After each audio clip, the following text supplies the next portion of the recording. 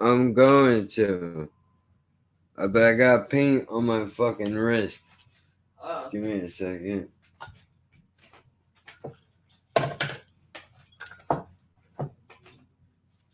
The title is legit. What? I'm not saying things for effect. When I say the word trying to cut demos is exactly what we're fucking doing.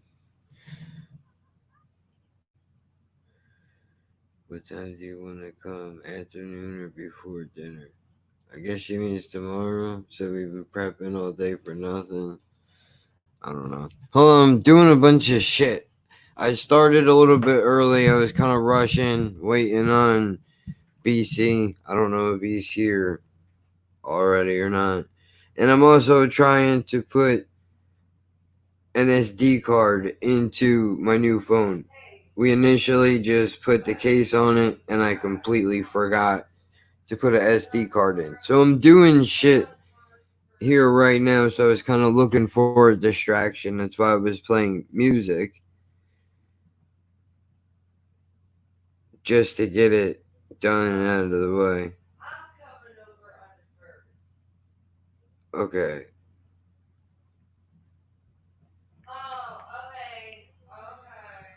Yeah.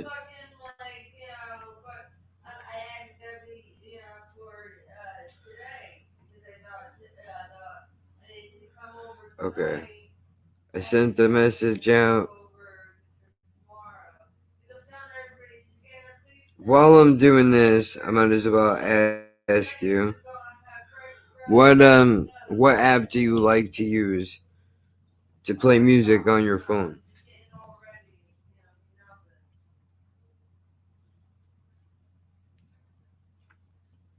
I'm using a standard music player. I'm trying to also find out. Oh wait, that's what I needed to do. How to pop the SD card.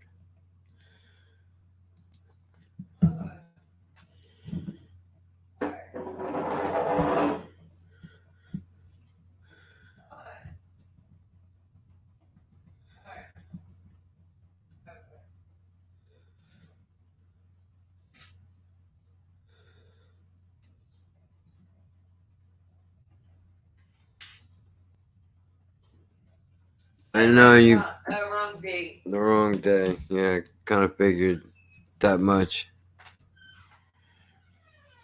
I don't know what she was talking about on the first then. Oh no. Alright, I see you. Hold on. Where, let me get the invite.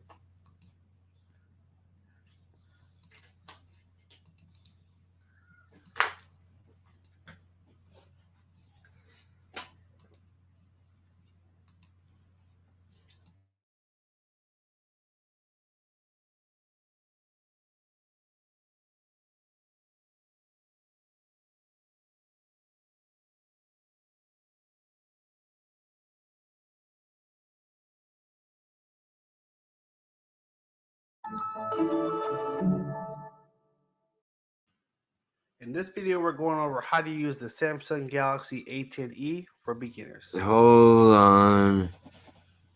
Why is this doing this now? Wait, I remember. There we go. Alright. We're getting there. Let's leave it like that so people know what they're looking at, kind of.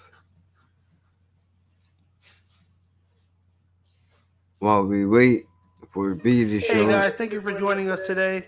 If you want to stay up to date on all the latest new smartphones launching and learn cool tips, tricks, and hidden features, make sure you hit that subscribe button and tap on the little bell to turn on post notifications so you can get alerted every time we post new videos. Also, if you like winning cool tech stuff, make sure you follow us on Instagram at H2Tech Videos, and we're going to hook you up on there as well. Let's go ahead and jump in and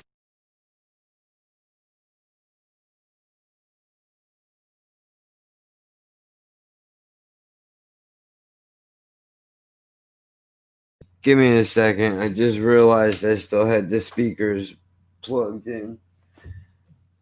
I need to get the headphones. Otherwise, I'm gonna echo. So give him a second to come in here and for me to get the headphones. This is why I should rush this up. Shit.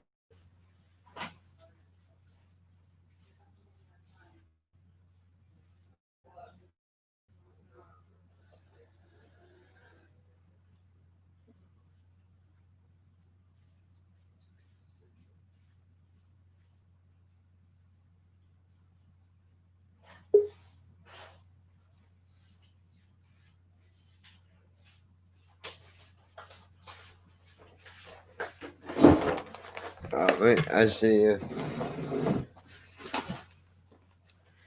Alright, hold on, everybody.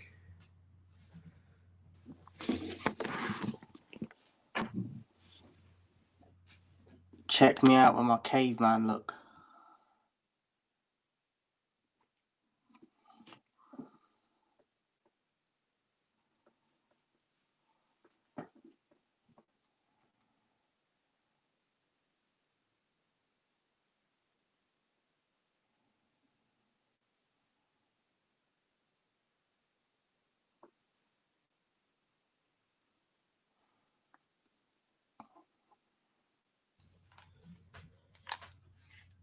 Okay. Am I echoing still? I should not be. No, it's alright. Let's find out.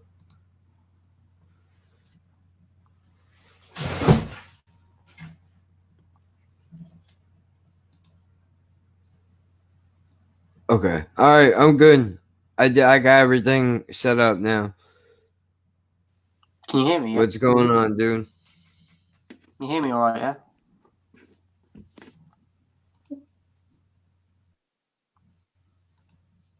Can you hear me?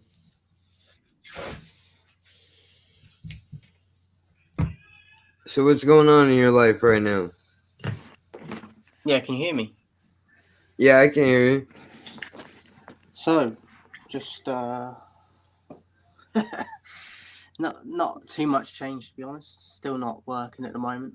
Because of the lockdown stuff, like because of the job I was doing, I can't do it at the moment anyway, because the clubs and that are still shut down.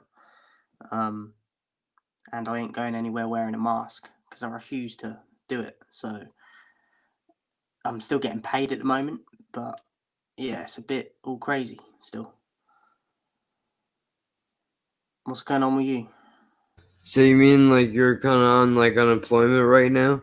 Well, they're paying me, but like it's a kind of, like the furlough stuff they do. So they're getting that- Right. So I'm getting that. at the Okay, moment. I got you. I see what you're saying. Not much really going on with me. I'm waiting to go back to the doctor to go over the test results of my drug test, figure out what happened with that, because I started taking a new CBD supplement, which is supposed to have really low amounts of THC in it, but the doctor said if I pop for anything at all, they're going to take me off of the medicine altogether. However, anybody new to the channel, let me just jump in and explain to everybody who each of us happen to be, whatever the phrasing should be.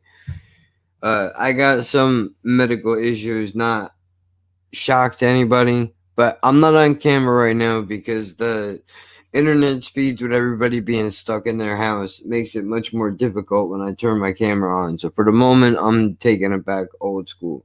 But I got cerebral palsy, multiple sclerosis. I have herniated discs in my spine, muscle spasms, walk with a limp, the whole fucking deal. So I'm in pain management treatment right now. And I'm also trying to exercise the limited amount of freedom that I have to experiment with alternative medications outside of narcotics, which is what I'm currently in the process of doing. Except I'm walking a tight rope here, very thin line, because these drug tests are state of the art. And if anything comes up at all throughout, never mind the state, throughout the entire country, I would go on a list and they would say this dude can't be prescribed pain medication of any kind anymore because he didn't abide by our strict instructions, which are to take the medication, do not seek pain management for anything else from anyone else for any reason. So, it's a pain in the ass. But at the same time, they don't want you on the pills. They're bad for you. They want you to take fucking shots in your spine, which is ridiculous. You can't have a plant that grows in the ground, but, we can shoot you up with a bunch of crazy shit. Nobody knows what it does, how long side effects are. But whatever, that's basically what's going on with me right now, is circling around in my head, pretty much. That's about it. I know it's not all happy shit at the moment, but I have been coming up with some creative ideas, and there's a bunch of shit that we could talk about. There are new ways to pass a piss test, high-tech ways. I'm sure there must be. With technology improvement, there's advances on good and evil. I'm gonna have to look into that. That comment takes a whole different meaning when that picture pops up with a set of balls with it as well. Yeah, piss test mean taste test is what it would be more accurate. But I don't know, man. This is a big deal, dude. The results of this test are very well going to change my life drastically, to the point where I'm sitting here trying to figure out how would I be able to afford it. And I think the best route for me to go down would be things outside of using medicinal flower. I'm talking about topicals, edibles, tinctures, things of that nature, because that type of shit will last a lot longer than going to the dispensary and buying 28 grams and trying to stretch that into a month's worth of pain management. If you combine all that shit together, it would be a lot easier. They have fucking cough drops that have weed in them now. You don't have to smoke if you don't want to. And my plan is to quit smoking. I know I've brought it up a bunch of times. However, and I'm only going to mention this now, and I'll pass the mic off a little bit because I don't want to be dominating this whole thing, but it was my birthday yesterday, and I said to myself a couple of months ago when I was feeling kind of shitty, I was like, dude, I don't want to go through another year of living my life the way that I'm living it. I have to change it up. I have to do some shit different, especially financially and for a health reason on top of that, as if I needed any other reasoning. So I'm gonna be working that shit too.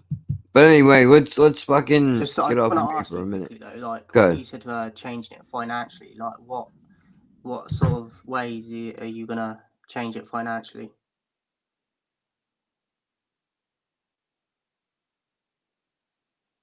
Well, I plan on. I've worked out a system.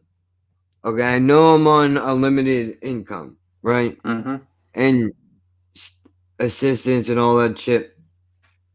That's part of that is a state of mind. I don't have hundreds coming into the bank all week long. What I can do is take whatever money I'm gonna have outside of when the bills are paid, and I'm gonna split it into two. I'm gonna leave half of it in my checking account, and I'm gonna put the other half of it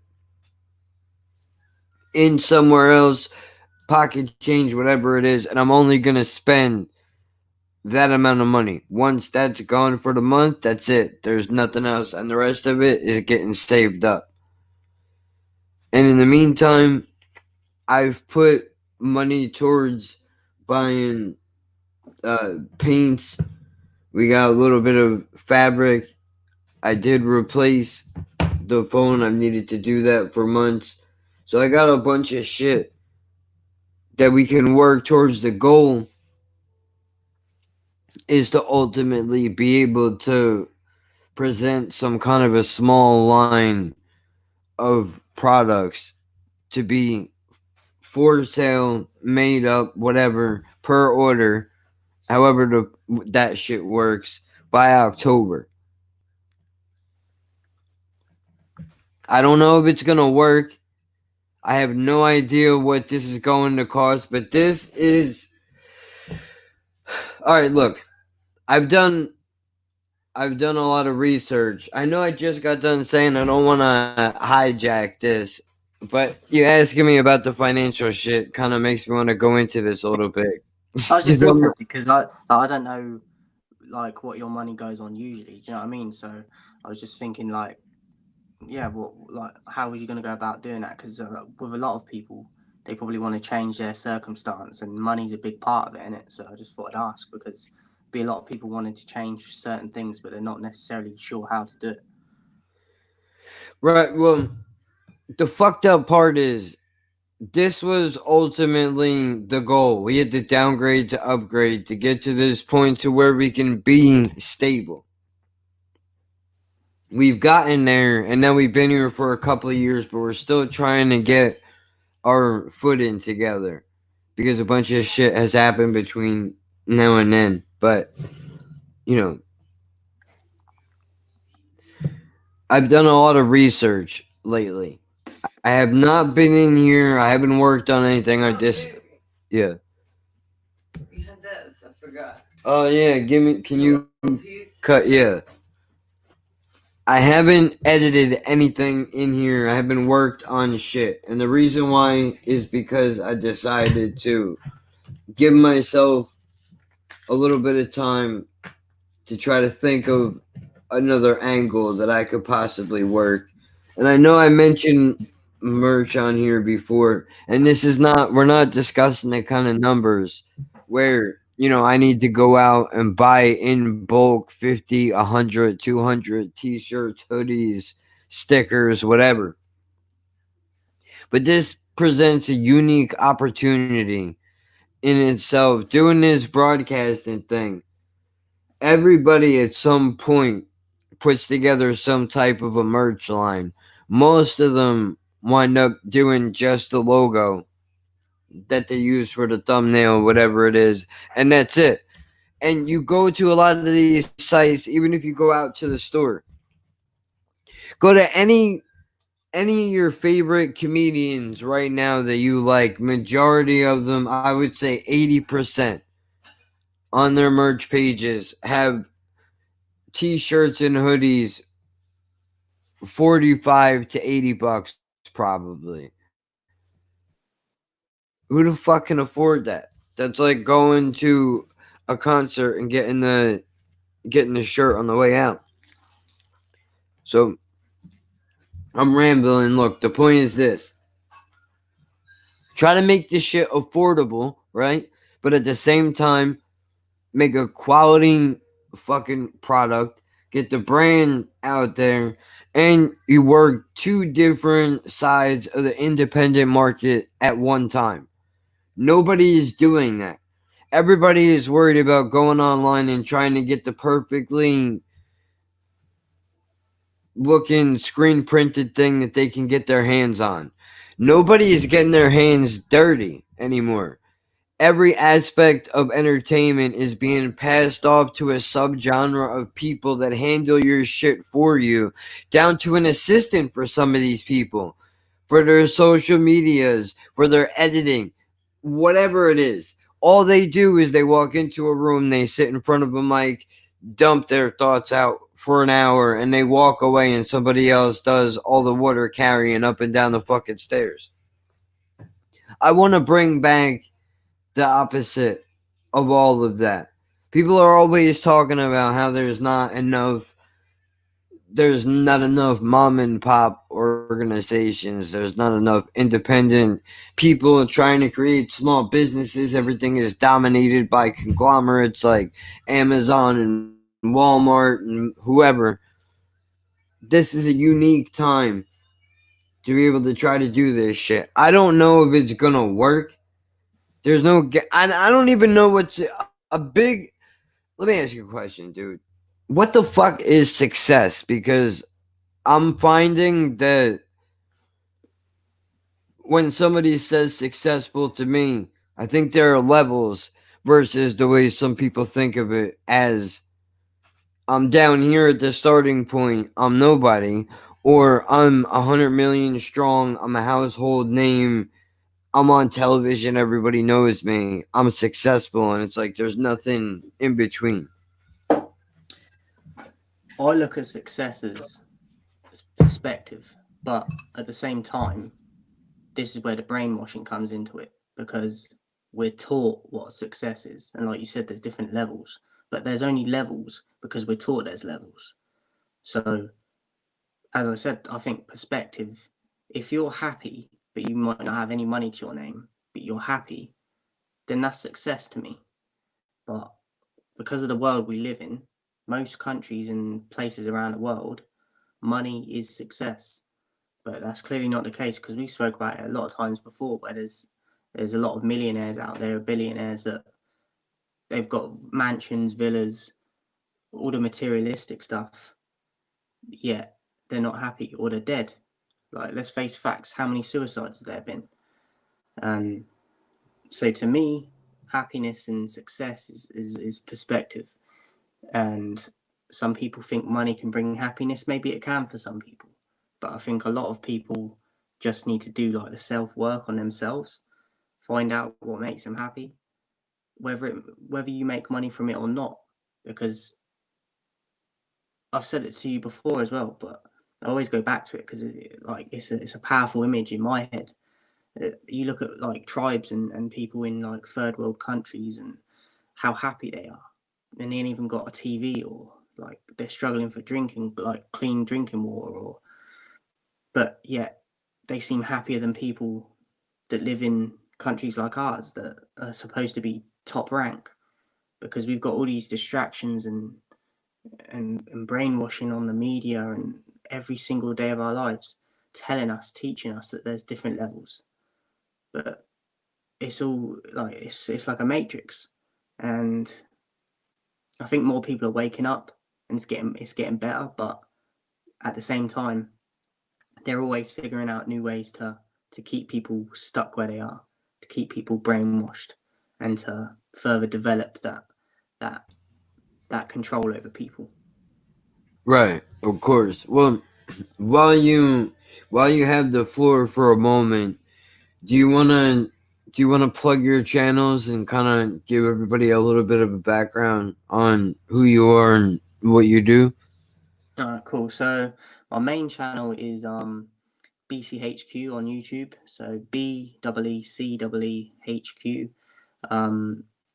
Do a variety of different things on there, mostly reactions to music. I used to do a lot of battle rap stuff. I've just recently started getting back into battle rap a little bit, so I'm going to be doing more of that again. I meant to ask you about that. What leagues do you know? Because I only know a couple. So URL, King of Yeah, the Dot. yeah. There's one called UW, but I haven't checked them out for a while. I think Don't Flop, I know, is another one. A Hat was a big yeah. one out here anyway. RBE. I don't know if you've heard of them. They're kind of, I was gonna say they're up and coming, but they're kind of established now. But they're Who sort of are like some of your favorite battle rappers that you've seen? do you know JC? Shit with names. I mean, I got into a little bit of battle rap because of the reactions myself, but I know Shadi Hara, Yeah. Disaster, Arsenal, So fucking Iron Sullivan, yeah, the main. I know most of the main guys, Charlie Clips, but there's a lot of dudes. I've seen a lot more than I could probably recall off the top of my head. But God, yeah. There's a lot I could name. Like JC is probably one of my favorites. There's a guy called Chiller Jones, um, Sirius Jones. Who else is there? Like, there's so many. Like John the Don, Hollow the Don, Murder Mook. There's so many of them. So as I said, I've only recently been like getting back involved, like watching it and stuff. I was gonna say, I know. How I remember Hollow, the Hollow Joe Button battle. Was that Total Hollow and Math Hoffa. Yeah. I think that was the name. Charlie, the other dude that you just mentioned. Charlie Clips used to be one of my favorites. So yeah, that's on my main. So you're getting back into battle rap. Yeah, I mean, I've got to do my homework on it again because I used to be watching it like every day, and I haven't been doing that. So a lot of the newer battlers and that, I might have heard of a few of them, but I don't really know their styles and that yet. So I need to get back into that and do my homework a bit because I used to do like breakdowns of the battles as well. So I'd watch it and then write down notes of certain bars and that each round that they did, and then basically just review it and then just give my thoughts on who I thought won. A bit like a reaction, really, but for a battle. So I'm going to try and start doing that again because that was kind of the original content. That's one of the very first sort of material that I started on my channel that kind of got my first lot of following, basically.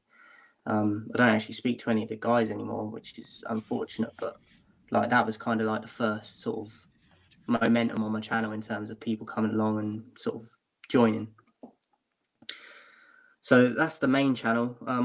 I created a second channel, which is just BCHQ Extra, and that's just for extra reactions, really, like in terms of, because I had the copyright strikes on my main channel, so I didn't want to overflow that with reactions and risk losing the main channel. So I created the extra channel just for a security, really.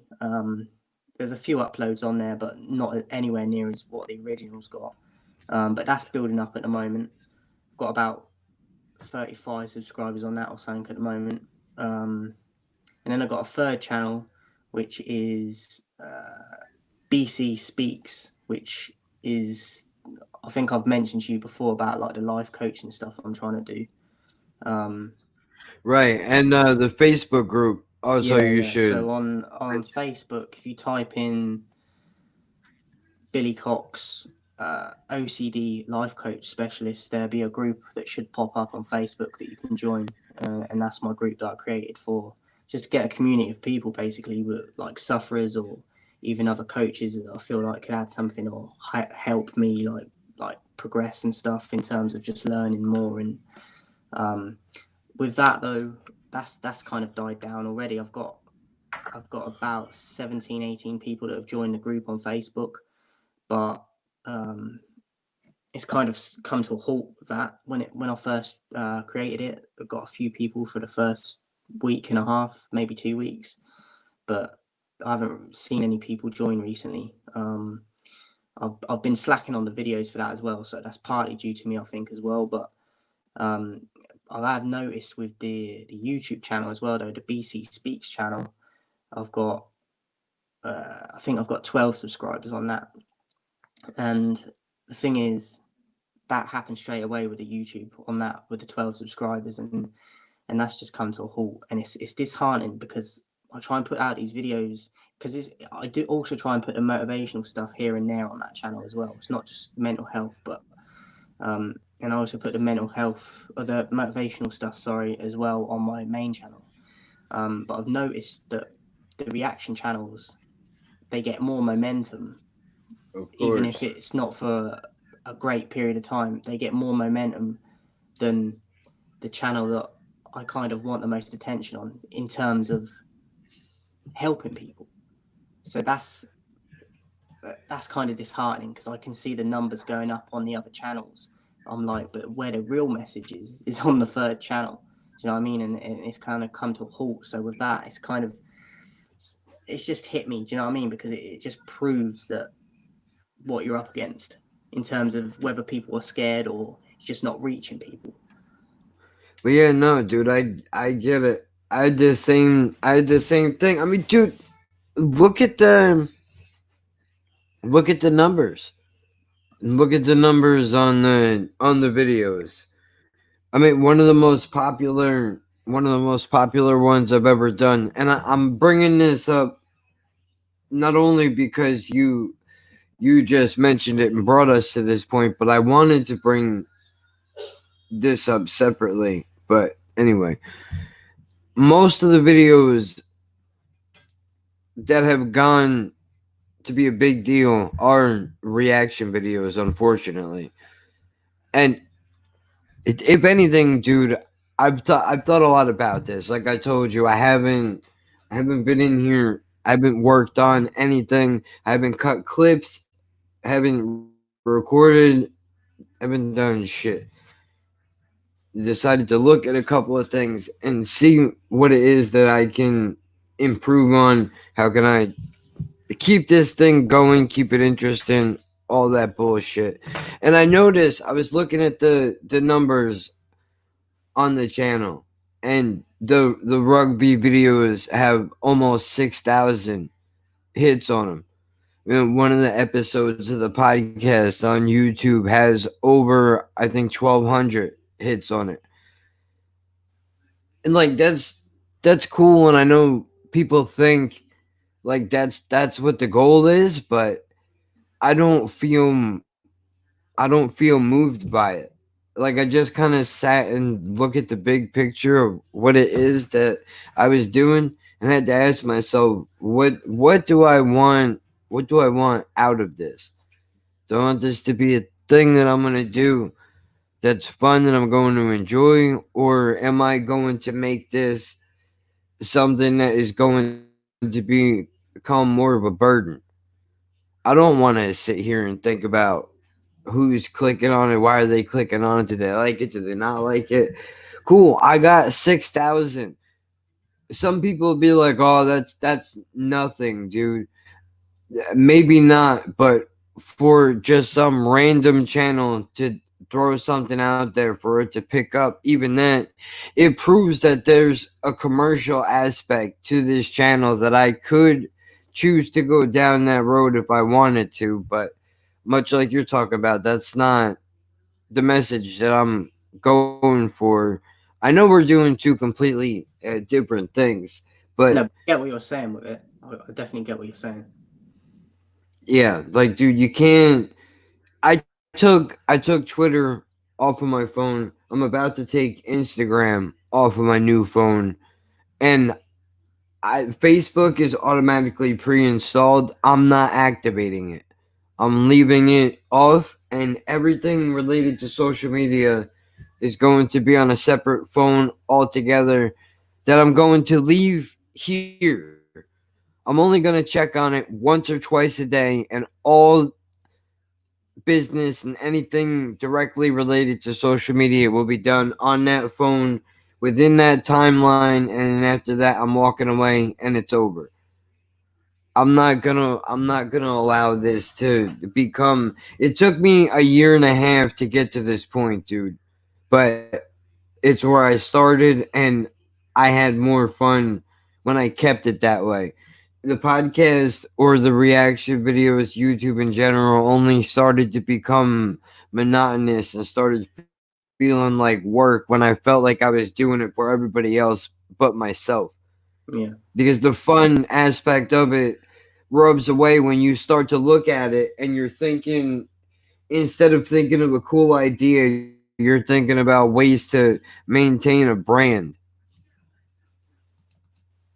Yeah, I mean, why not? 2020 doesn't give a fuck. Why? Neither should I. Actually, if I could find the goddamn paper I was writing on before, I started jotting down ideas for the stream. But you can, if you could take the mic back for a moment, I'll be right back. Okay. So the crazy part of it is as well is that for a long time I thought the views and just the communication with people is what I was searching for. And for a while it was. And I appreciate the subscribers and that. But when I can see the difference of interest, not even necessarily the subscribers, but the view counts on the videos. So I'll go over to my BC Speaks one, and some of them, I did a video, the last one I uploaded, it was about a week ago. It's got 1 view after being up a week. That's not good enough yet. And I'm not even saying it is in terms of look at me, but it's the fact that I'm trying to help people. And it's either down to the algorithms that people aren't seeing it, like they would see the reactions, or people are scared to reach out and post messages and get in contact. Because bearing in mind, I leave my emails and stuff in the descriptions of the videos, and I make a point and say that they're in the description. And for whatever reason, it's just not happening. As I said, it's also showing itself in the Facebook as well, because it's got to a certain point now where nobody's joining. Nobody's getting their friends to come and join. So it makes me question, like, why are you in the group? Like, you never communicate with me, and I can't help you guys unless you come and tell me what you're struggling with. And I know I can help people, but it's so frustrating when you know you can help people, but people don't trust you, or people don't want to believe in you. And I get it, you have to prove yourself, but at the same time, you need people to meet you halfway with that as well, especially starting out, because you've not got a track record. And that's what I'm dealing with, man. So when I first started all the life coaching stuff and that, obviously I was excited. I went into it with a lot of energy and like upbeat feelings and positive attitude. And it's kind of grinded to a halt now, because it's just not getting the traction that I know it needs for me to be effective to help people. So I'm a bit lost with it all at the moment. I've been a bit down the last few weeks, I'm not going to lie. So I'm just feeling a bit lost with it, man, because I see other people doing it and helping people, and they've got like clients, and I just want to help people, but I'm not even getting the interaction or the opportunities to help people, because people don't want to, for whatever reason, talk with me about stuff, even if it's OCD related, which I'm so experienced with, but people don't want to open up.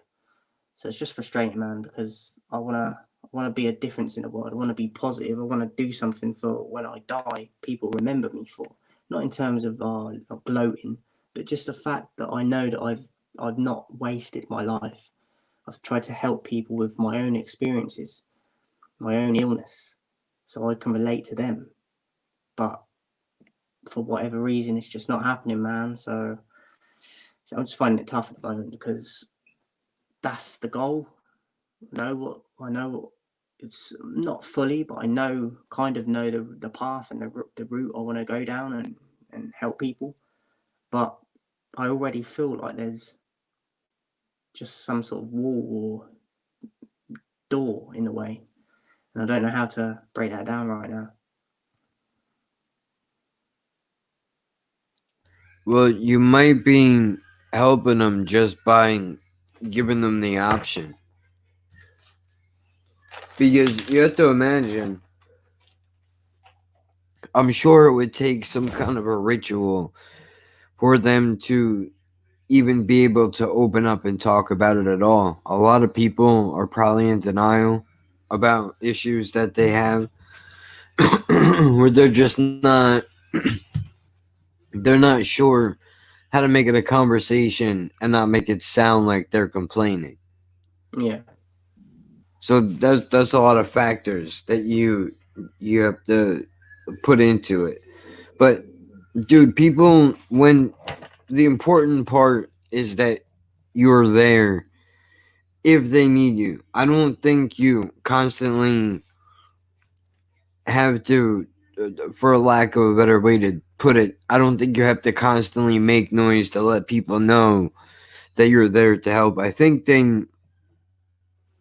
The people that could benefit from your help know that you're there, and when they're ready, they'll probably come and ask you for your advice or whatever. It's not easy. Do you know what's disheartening as well? Is like I've messaged like OCD, like the official OCD website, and I've messaged people on Instagram that are working in OCD, and like 8 or 9 out of 10 of them don't ever get back to you, and I just think that's because they're looking at it like, oh, he's not got loads of like accreditations and all these different certificates, and I just think like, but I've got life experience. Like, I don't think you can replace that. Certain, like, a lot of them have got certificates and accreditations, but they've not actually got the illness that they're an expert about. So I'm like, well, do you know what I mean? I'm like, I've got life experience with this. Just like people that do jobs, you might have a manager in a company, but doesn't have a clue about how you do something at the lowest level because they're stuck in a back room somewhere. They come down and shout the orders about, but they can't do that job themselves that you're doing because they ain't got a clue. But yeah, they look down on you. Do you know what I mean? There's certain things that I think need to change, just not even just in what I'm trying to do, but in other walks of like careers and stuff, that like when people can't get a job because they haven't got previous experience. Well, how about you give me a chance? Do you know what I mean? You have to think of it like this, dude. A lot of owners can't also be managers, right? It's either one or the other, but you're in a unique position where you're qualified to be able to do both. You had the disease and you have the ability to try to coach somebody else through it. But, like Demos made a good point. Do it yourself first. Make those messages for you, and people will come. But you're in a saturated professional full of fakes. Essentially, is what there are a bunch of fake motherfuckers that are. Oh well, do you want to change your life? Are you tired of waking up depressed every day because you feel like a piece of shit? Buy my book or come to my seminar or hold on to these electromagnetic thingies and we'll be able to change your life for the better. There's a lot of that. So you have to swim up current to get past all those people. This is your time for you to pay your dues and earn your ability to come up.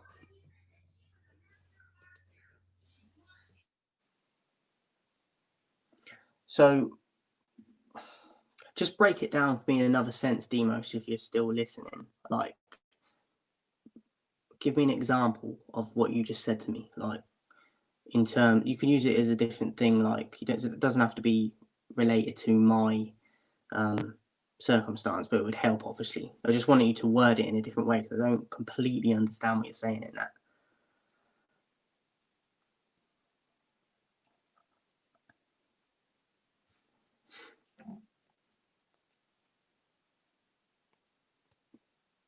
Do you mean make like videos of offering advice to myself, or I'm just a bit confused as to what you mean? I think he's saying compose your message as if you are going to take your own advice, and people will see that you're doing that, and they will follow that, seeing that you are sincere, given that the line of work that you are in is full of a bunch of people who are not. It's not the easiest thing in the world to do. This would almost be like a form of meditation, I feel like. You're trying to find your zen, but bring a whole bunch of people with you.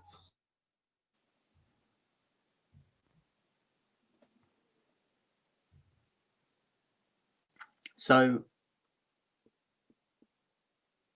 I'm just wondering, you said a little while ago, you had a few ideas of topics we could talk about. Yeah, I'm sorry. I was just I was eating a little bit, kind of rushing around throughout the day, and I still didn't even get a chance to do everything that I needed to do. But that's all right. Well, being successful / social media, we covered So clips. I forgot about that. Just before we move on from that, what I said earlier about the perspective and all that. Like, what's your take on it? Because like you asked me what mine was, so I'm just wondering, how do you look at it? What do you mean? Like, what do you? Like I said, I think success is your perspective of what you think success is, isn't it? A lot of people think money's success. A lot of people think like materialism is success. What is your definition? Well, I think you have to. I think you have to decide. This is gonna sound wild, and maybe this is just something unsuccessful people say, but I think you have to decide, right? Like, I don't care who you are, nobody is made an overnight anything. There's always work that is done behind the scenes, except most of the time there are record labels and hype beast influencers behind them. You can throw enough money at anything and go viral to game the system. But I looked at it like this. We started last year. I started doing live streams, biting off someone else's Wi-Fi on the second floor of the house I was living in, broadcasting into an 11-year-old or 12-year-old kid's gaming headset with a microphone attached to it. I went from that a year and a half later in the apartment, upgraded microphone and a computer, and thank Bob for that. But either way, what I'm saying is, in a year and a half, I went from maybe 4 subscribers. I could tell you for certain. I had 4 subscribers. I went from that year and a half later to, I'm pulling the number up. That's why I'm stalling. Doing a bad job. Okay. 1,431 streams. That's just on Anchor. That don't include Stitchers, Spotify, iTunes, any of the other platforms. I think for a year and a half, as vast and wide as the internet is with the amount of content that there is, to be able to capture at least 1,400 people stopping by out of nowhere, I think is decent for the first year of going through a couple of different ideas before eventually landing on a title, putting thumbnails together, and, for lack of a better word, having a fucking brand voice, right? So I decided just recently that is success to me. Going from 0 to 1,400 and counting to from 4 to 540 subscribers in a year. That's success.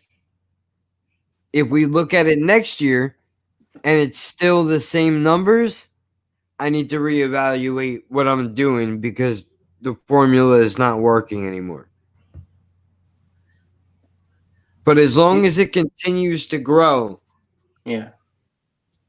that's good. Even if it is slow, not everything can be done at a rapid pace. And besides that, I would rather have a genuine slow build and know that I have people that are listening or watching that are actually interested versus have a huge majority of people rush in and I'm left with maybe 2% of however many people decided to flood in because it was the newest, hottest thing.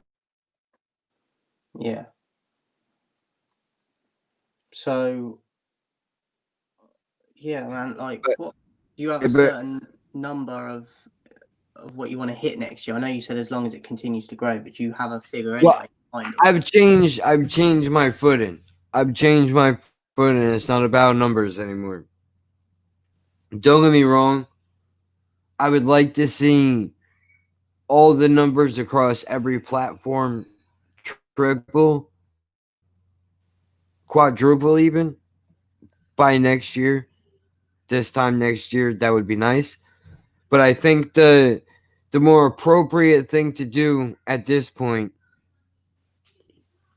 is to branch out and work the other angles that I've talked about, which I'm talking merchandise. It's not cheap, but there's a flip. Every hustle has a flip in it somewhere. You just have to look at the formula and figure out how do you manipulate the system to your situation. If Tony Montana was sniffing and moving kilos and you only have a couple of hundred in the bank, you need to figure out how to work with grams. It's the same system. You just got to make it work on your level. So now we've established a brand online. Every day, there's at least one new person by some calculation finding the podcast somewhere. By throwing merch together, we're tackling in another aspect of the market, especially because it's a very grassroots thing to do. Not a lot of people. It's not a cheap option to go down, and you could lose your shirt, figuratively speaking, rather quickly if you fuck up. But that's why I think my new bar for success is going to be, like I said earlier, having a launched line by October and be able to perfect that into hopefully a revenue stream that will at minimum pay for itself. We're going to have custom orders. Everything is going to should be anything custom done will be measured, tailored specifically to each person. That's something that you don't really get everywhere anymore. A lot of shit is one size fits all, right? We can change that. Obviously, hoodies, t-shirts go for regular sizes, but we're working on all that shit. So this is the next step to success is not once you've painted the room, dude, your next step is not to sit around and watch the paint dry. Let's move on to the next area that needs working on, which is, okay, you have a platform now. People know you exist. Now, what are you calling their attention to? You need to they want something to look at. Give them something to look at. Studies clearly show they want to spend their money on something that they like and they want to support, but that they can also use. They want to feel like their money is being spent on something that's worth it. That's how I want to feel when I go somewhere. If I put my money towards anything, I want to feel good about what I'm buying. So, that's important. And I know we're going out of your realm a little bit with the motivational speaking. However, I think it could apply the same way because you are making videos and you could have this end of the market if you chose to as well. Because I'm not there's nothing wrong with contracting out certain things that need to get done, right? If you have a voice, maybe you can't write for shit, hire some writers, whatever, but that's what it's for. Just make sure that you have your hand in your creation somewhere. Every part, you have to remember every piece, this project that you have is like a ball of yarn, dude. And every person you hand another part of your project off to gets a piece. How many different directions do you want going out at one time? How many can you keep track of? You got to be careful. So that brings me kind of segueing into the next thing, which is clips and click rate. Since we were talking about numbers before, it's another thing that I've kept my eyes on, dude. Which is, okay, I made the video. I need to get people there. How do we do that? These podcast platforms are saturated with people. All I could do is throw a stone in the pond and hope enough people see the ripple. That's it. But it seems like when I put a clip out every 2 weeks, I get a decent response. Right now, over the last let's see, May, June.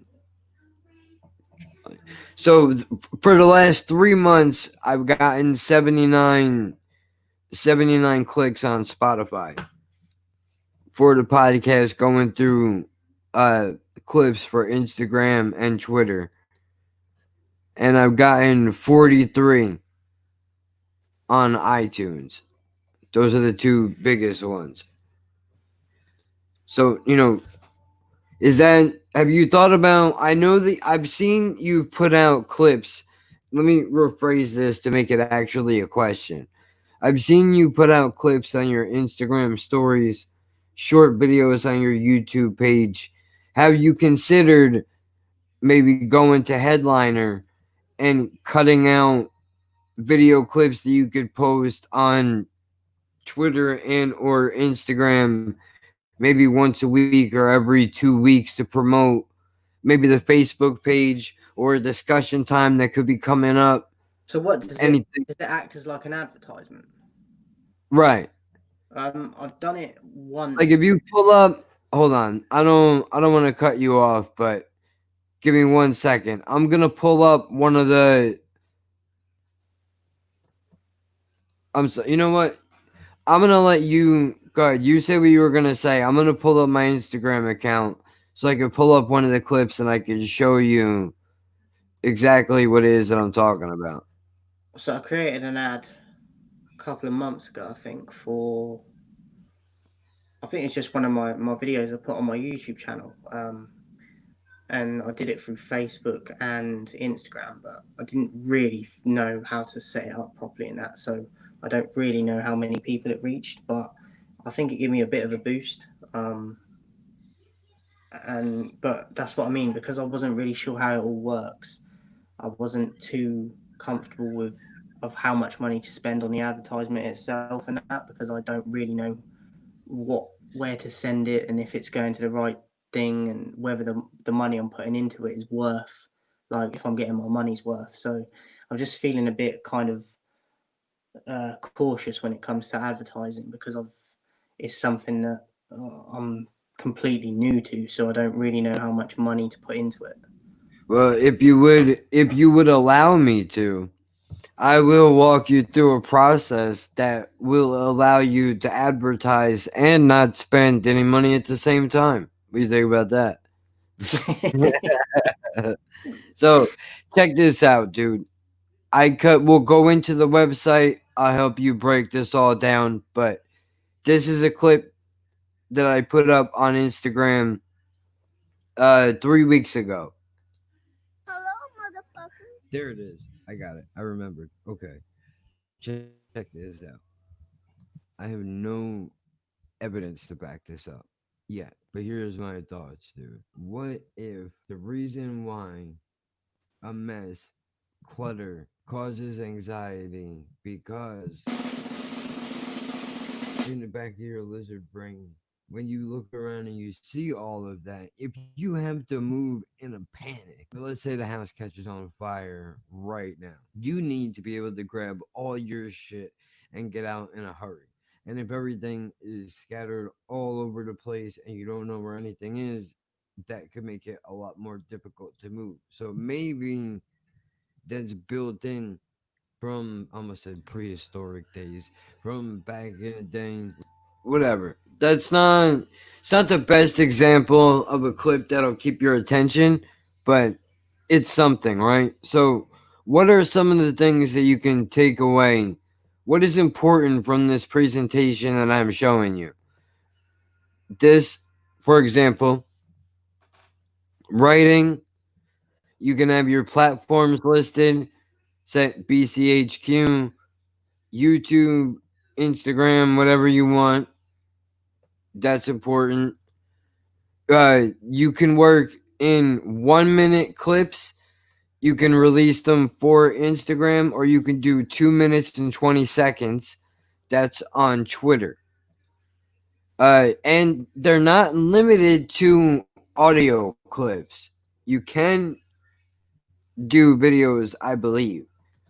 I use a website in the beginning, Doug and myself, when the podcast started.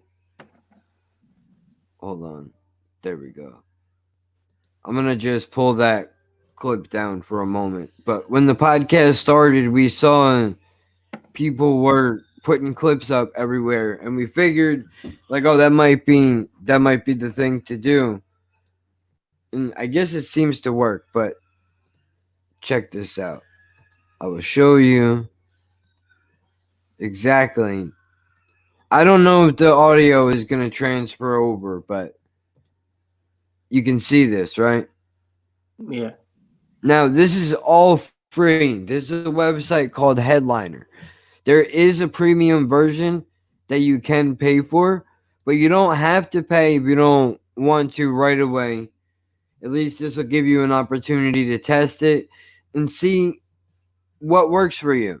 For me, the amount of clips that they give me are enough for me to operate every month. I don't need to work at the frequency that I need to pay at this point. I'm not financially in a position where it would pay off for me to make this a monthly thing that I do. But all right, so here we are. I've recorded a podcast episode and it's a couple of days before it's about to come out, and I want to fucking promote it. That's pretty good. No promos. Thank you. I appreciate it. Spam people's channel, asking people to be your friends. Those idiots have 30,000 subs. Yeah, but those people have 30,000. People have no idea who they are, what they do. And when when they're hanging out with their friends and they're like, oh, who's that? Like, I don't know, some idiot wanted me to subscribe to him. So I was trying to be nice and I did it. I've even come across them on some of my reactions, and I'll click on their thing, go onto their channel. They've got no content at all, not even. Yep. Me too. So yeah, the majority of them, they ask for it, but then you go and look, and you're thinking, why did you ask? It's wild. But all right, so let's say we recorded something. We're ready to cut a clip. So here we go. These are pre-made. You can, as you can see from up here, Audiogram Wizard, full episode, video transcript, or you can go straight to the editor. I like to use these because they're already cut out. All you got to do is replace all their shit. This is going to seem really difficult, but it's a lot easier than it looks. I can actually walk you through this in probably 5 minutes or less. Let's find out. All right, so here we go. We're starting. Just so you can see, this is their audio that they've placed. Tell me if you can hear this when I play it. Social media is huge. Yeah. But how do you get people? You can hear it? Yeah. Okay. So now This is their audio. We want to replace this. So what we're going to do, we're going to click choose a file. That's going to bring up all my stuff on my computer.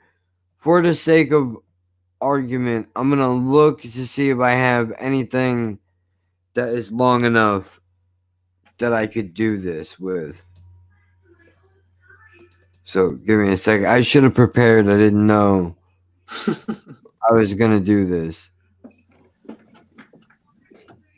Okay, here you go. You know what? 10 seconds of a random beat that I have. Here we go. Perfect. So now we're going to say we're going to cut this to Instagram, which you have a minute. This is all loaded up. We're going to add it. Now, when we add this, it shows you right there 10 seconds. You add this to the video. Now, our audio is going to replace their audio. This could take a minute. Most of the time, it does take a few. I've never tried to do it while live streaming, so I'm sure it'll take a little bit longer than normal. But okay, so now we'll just drag this back here and we'll fix the letters too so we can see the movement and the music at the same time. Can you change the pictures or not? Yeah, Okay.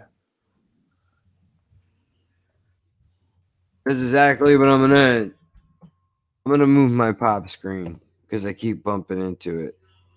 It's annoying me and I'm not listening to this, so I can imagine.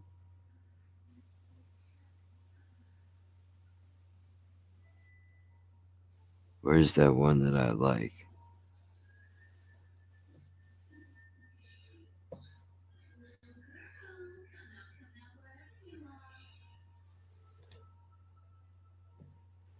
It didn't change.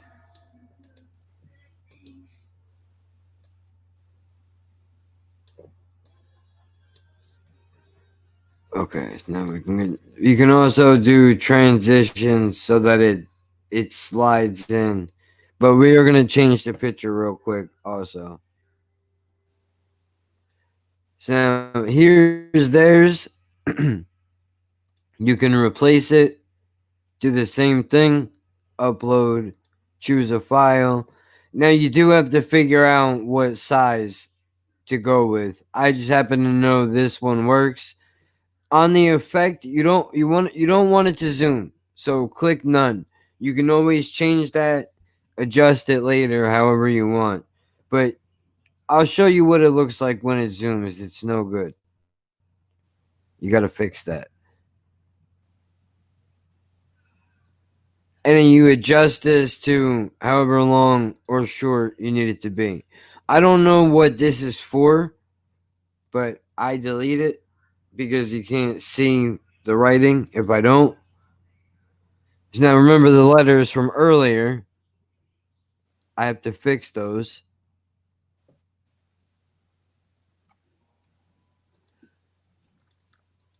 Okay, it gave me the wrong ones. So let's change the letter in here.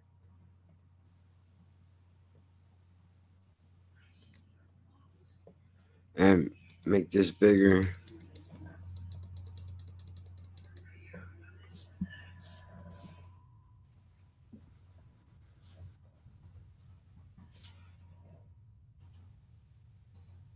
You can spell correct, all that shit. You can change the color of the letters so that you'll actually be able to see it. And you can adjust the size, move it around as well. So I'm going to stick this right down there, but I have to fix the size for it to fit.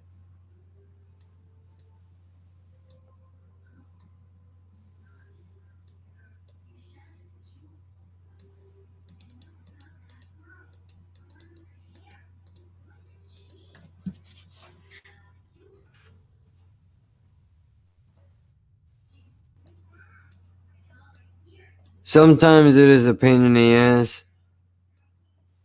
when you correct little things like this. 'Cause then it doesn't want to move. But you get it. If I could do this, anybody could do it, honestly.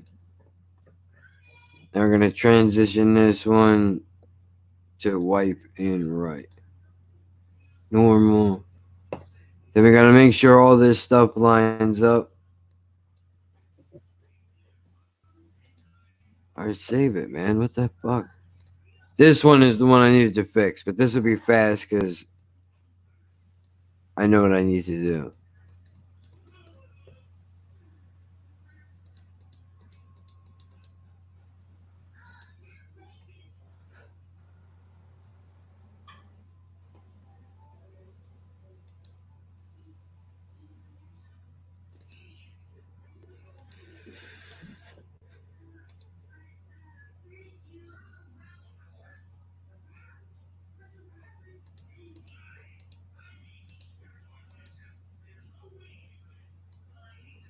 Sometimes it is a little difficult to see the lines, but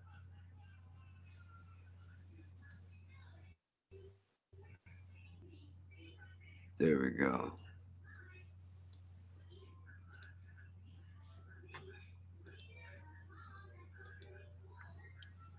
All right. Now, if all goes according to plan, I mean, obviously the sizing and the lettering shouldn't look like that, but you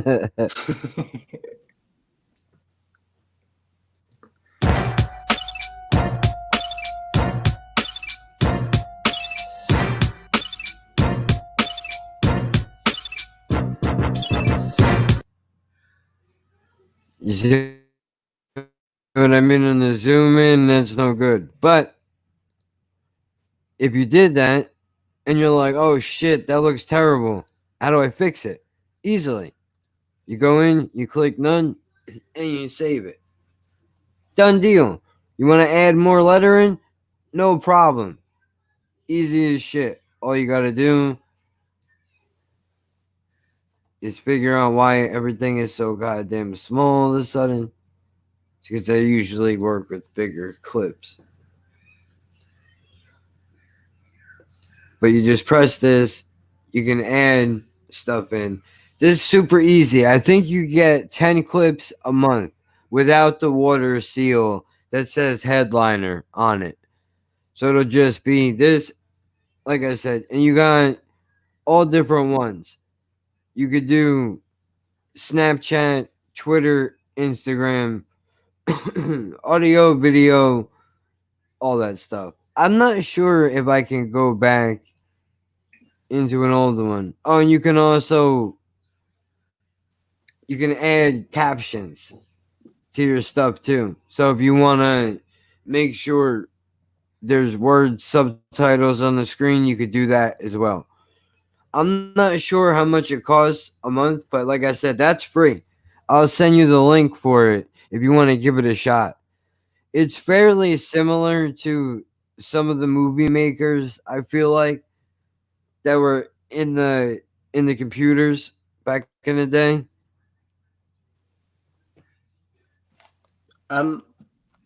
Just going off top, I'll definitely check it out and try it. I'm just trying to figure out what I'd use it for, but I'm just thinking because mine's like different content in it, so I'm just trying to think already about how I'd do it. But I'd definitely sort of play about with it, I reckon. What I was gonna say, you know, them discussion times that I do. Yeah. I ain't done one in a long time again. So I was just gonna ask you if you've no pressure if you haven't, but if you've got any topics or anything that I could do a few on, because I want to get to 100 episodes. I think I'm on about 91, 92 or something. I need to check, but that was one of the original things I did on my channel as well. That was that and the battle rap stuff. That was like my first content. I believe that's the first thing I can remember doing anyway.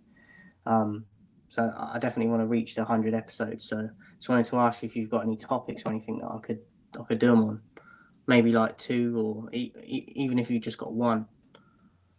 Because I don't want to just like knock a few out in like in a week or so, but and then feel like I've just done them to reach the 100. I want them to actually like be something I can talk about for like 10 minutes. Do you know what I mean? Or Right, like you want actually you want to get to 100, but you don't want getting to 100 to sacrifice the quality of what the videos yeah, have been getting when I there. used to do it, like I felt I had a lot more to talk about, and I don't know if that's because I wasn't doing the reactions and all that anyway, but yeah, because I'm so close to getting to the sort of goal I set, I don't want to just spam the last few. Do you know what I mean? And I've been struggling to come up with ideas and that.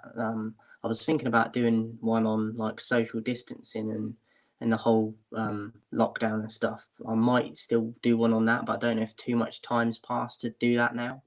So that might be one option to do for an episode.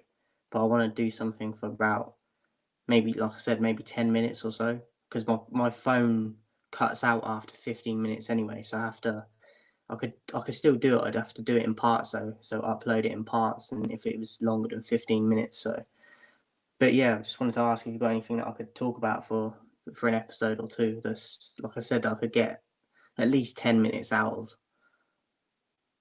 Well, I mean, there is the situation with the masks and social distancing, because I think there are some people like myself, corona or no, I don't think there's a reason why we should all be so close to each other in certain settings. Is there any reason why we need to be less than 6 feet apart in a line at the grocery store? Yeah. I shouldn't, before this happened, you should not have been breathing all down my neck, being able to look in my cart and see what I'm buying for the month and judge me the entire way. And God forbid I get to the end of the checkout and I pull a food stamps card. Holy shit. That's your hard-earned money that I'm spending. What do you think about that?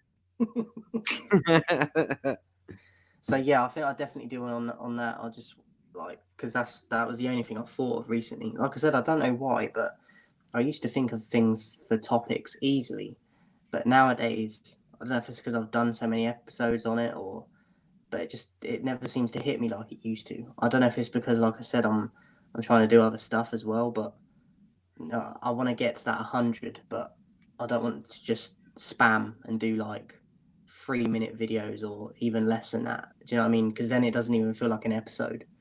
Right.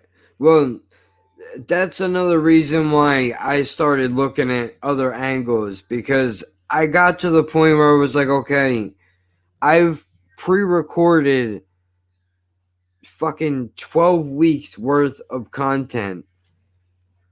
What am I doing? I have a choice now. Do I want to continue to quarantine and stay in the house, or work on shit, get out of the house still, and then go back to it later, or take a break entirely? I think another subject you can probably bring up would be work ethic. When do you allow yourself to take a break? Because honestly, I've put in, like I said 1,000 times, I've worked on content on this channel for 1.5 years. I used to put out 4 reaction videos a day. I'm just gonna get a pen and paper. I can still hear you. I'm just got to go over here a second. Yeah, I used to do 4 a day. Right now, I'm doing the podcast, where I'm all the way to, I think, the 3rd week in August. I have up to. I should be allowed to take a day off. So I go, yeah, you know what? Fuck it. I'm tired of listening to my own voice. I've heard my own voice so much that I thought about quitting doing it, because I don't want to listen to it anymore. Right? So I'm like, all right, just take a break. And I try to take a break, and then I'm beating myself up for not working on something. Like, oh, you piece of shit, get back in there. What do you think this is? You think you're intriguing enough just to be able to make a few weeks worth of content ahead of time and then what? Sit around and do nothing? That's the plan? So now you're just a lazy piece of shit now? So when you allow yourself to have the reward of going, I've worked hard on this, while other people, I had to tell myself, while other people were doing Instagram lives every day when the fucking quarantine started, I decided to do lives occasionally and put fucking work into the podcast to give myself an opening where if I fail a piss test, I have the time to worry about going to a doctor, getting to a dispensary, or, just living day-to-day life. It's really difficult, but I think that would be a good discussion time is when do you allow yourself time off? And how much is too much time? Because I've kind of found that at a week and a half, I'm like, all right, if you don't do something now, you might as well never go back in there again because you're going to lose your touch entirely. That whatever you consider a touch to be is about to be lost if you don't get back in there and do something. But I don't know if that's mental illness. Maybe that's OCD. I don't know. Well, I've got a good two things there that I could probably go into a bit, so appreciate that. And that's something that I struggle with a lot in anything I do is when I start it, there's that excitement there, there's the inspiration and the willingness to just put stuff out there, and then for whatever reason it dies down, and then you're like, am I already burnt out, or have I lost passion already? Is this what I'm supposed to be doing? Right. And then you're like, maybe have a break, but then like you said, like you start feeling guilty that you're having a break, and then you're like, oh, am I enjoying it? Like, do you know what I mean? So that's definitely something I think I could speak about, because that's something that I struggle with everything I do. It's like, well, then there's also, so I don't mean to cut you off, but then there's also the, like, all right, are you working? I mean, are you actually taking time off, or are you thinking of angles right now that you could work? Shit you could talk about later. Like, are you actually interested in watching this show, or do you want to watch it to actually get enjoyment from it? What are we doing? And to just address the comments real fast, tell me, Jack, do you think you could do an hour podcast a day? I think it would seem like difficult work, but the first 20 minutes would probably be rough every day. After that, I think it would be easy just to come in here and do some shit for an hour and just be done. I think I could easily do that and work hard when you have your youth. Yesterday, I think I just turned 36 years old, so I'm getting over. This is it.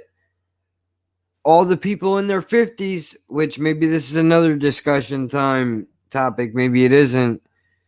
How much of that, I know it's heavy in hip hop culture, is listening to the elders, the OGs, the old heads.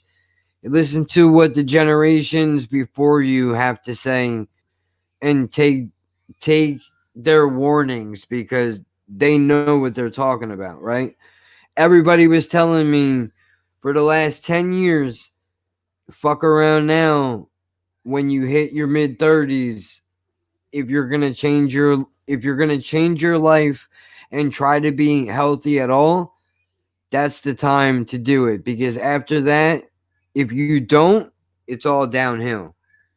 You have to do it now or it's not going to work. You don't want to hit 50 and feel like you're going to die every day because you didn't want to quit smoking when you were 36. I think that goes into what I think I've said it before to you a long time ago. Like, I hated school when I was there, but now I'd do a lot to just go back. And I didn't particularly enjoy school, or I didn't have a lot of friends, but in terms of the responsibility of not having a job, and do you know what I mean, and just playing football or whatever, or doing stuff you like at break times and that, and then your teachers would say to you, wait till you got to get a job, then you'll realize about the world. And they're like, enjoy school while you can, and you're just like brushing it off, like, yeah, whatever. And then I think if you ask the majority of people, they'd be like, I wish I'd have listened to my teachers and my parents. Do you know what I mean? With them warnings. But you don't realize it till you're actually in that situation, like you're saying, and then it's too late. And I'm not necessarily too late to change your life, but like you said, the older you get, the harder it is.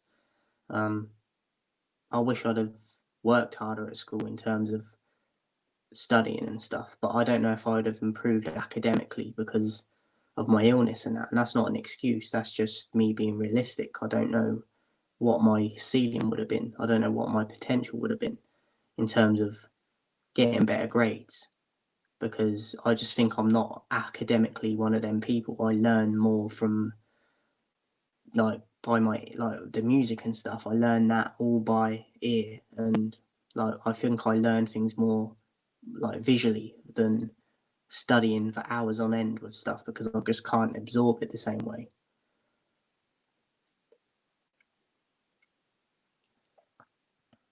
Who's Carmen?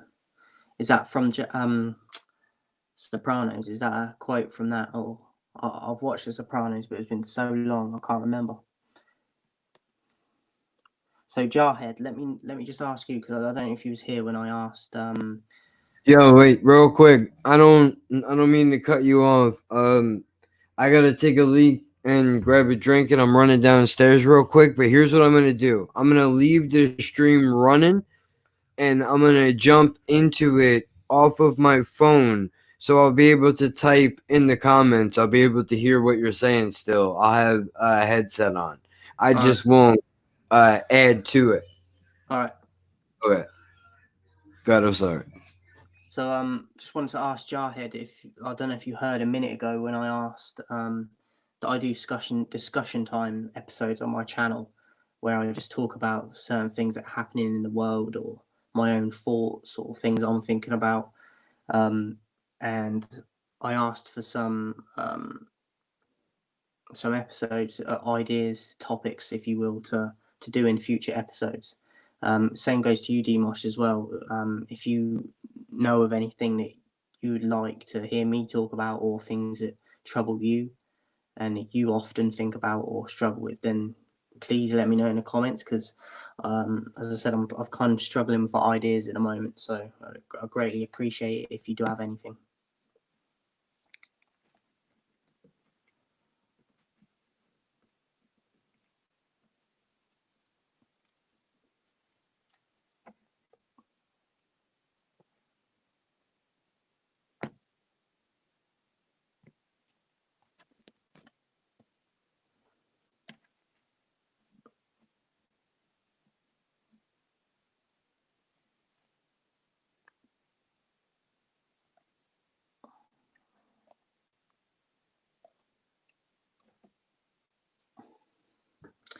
I don't know what I've just done. I can't see the chat now, God's sake.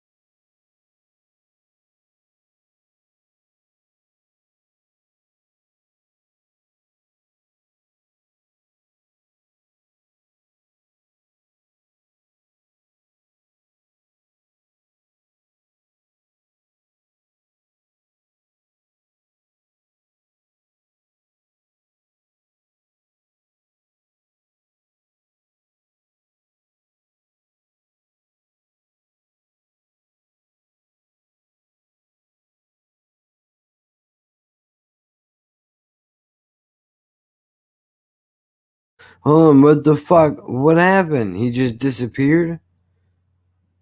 He kicked himself out. What the fuck? What happened? He just disappeared? Shit. Damn. Or he kicked himself out. Yeah, I don't know how to reverse that. But I'll put the link back down in the chat. Fuck.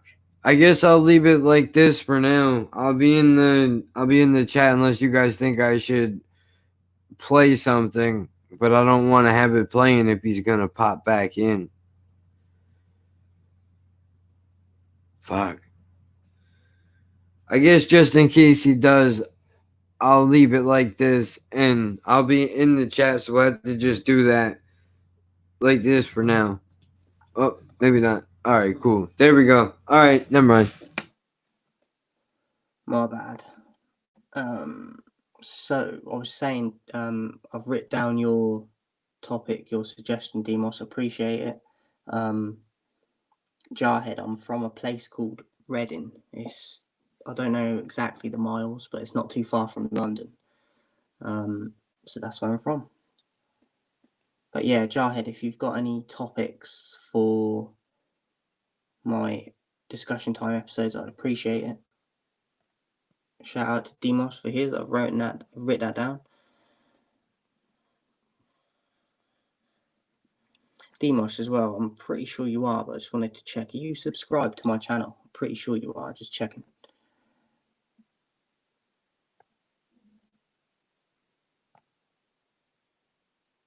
Yeah, Jarhead. You know, Reading Festival. Been there a few times myself.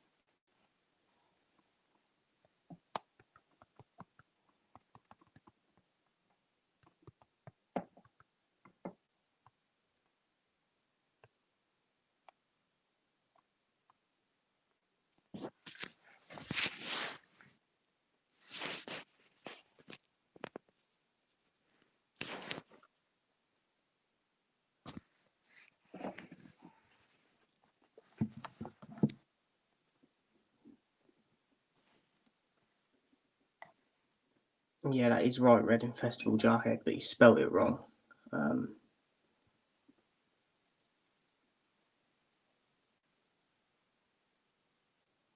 So, Jarhead, are you saying you want me to do an episode on that about World War II, like where we are currently? Do I think it's like similar?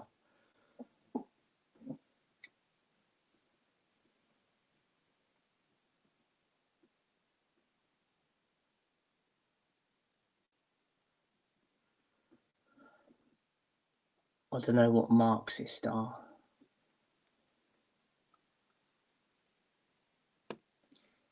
Do you mean, is there a person that has the same characteristics and stuff as he did, as Winston Churchill did, or is he still alive?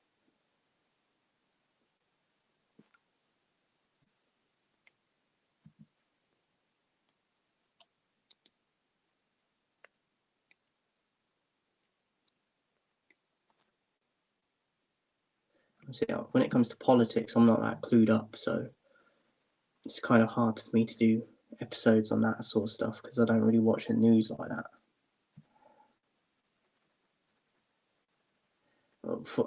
No, we don't have anyone especially in politics in this country that, in my opinion, that has a backbone. No, we don't have that. I think that's where a lot of our problems stem from as well.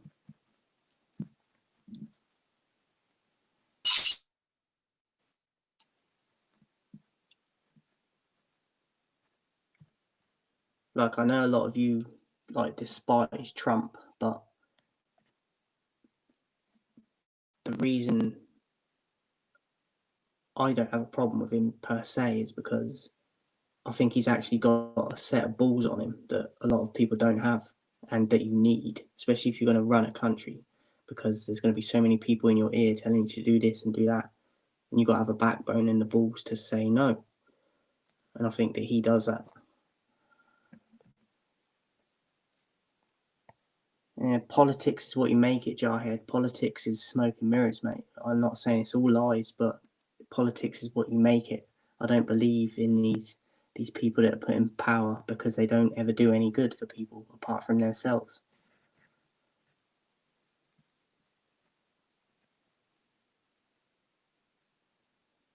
Jarhead, I'm clued up on things that matter, mate. I'm not clued up on stuff that is taught that's real.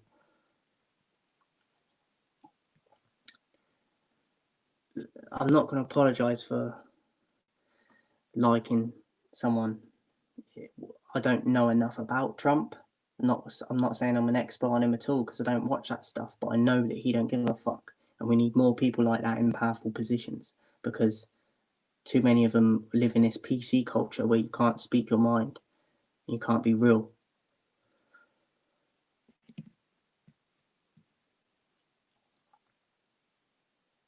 Oh, yeah, you're right. Politics is lies.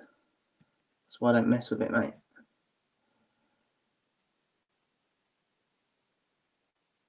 Jarhead, are you subscribed to my YouTube? I think you might like it. It's a lot different to what you get here. But check it out, you might like it. That's true as well. Like I said, I don't know enough about Trump. I just think he's got more balls on him than Obama had, than Clinton had. But obviously, I'm an English person. I don't know enough about politics. Maybe I'm wrong, but I think a lot of them just did what other people told them to do. Whereas Trump, he's on Twitter going at people. I've never seen a politician do that in my life. So he's a trendsetter, in my opinion. Nah, I don't like Led Zeppelin. I'm not into rock music, so.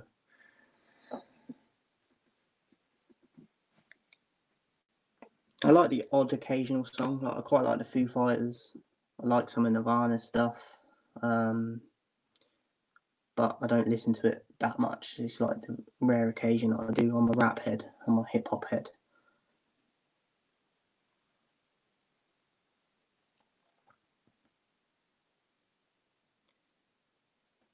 Yeah, but did Obama go at people on Twitter and stuff? And do you know what I mean? Like, I don't know.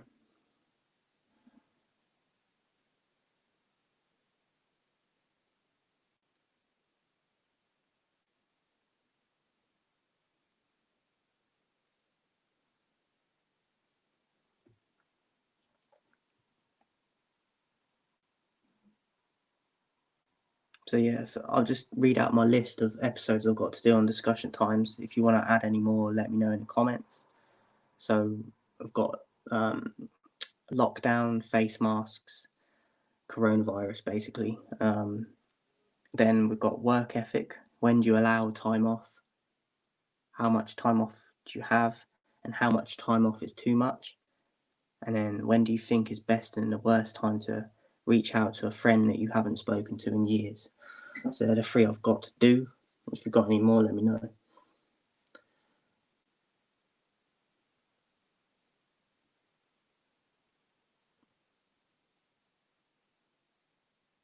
I've done a few reactions to him on my channel, Demos. I can't remember what the band were called now. But nah, I'm not really feeling it, to be honest. Rap core, some of it, but as far as rap metal, nah.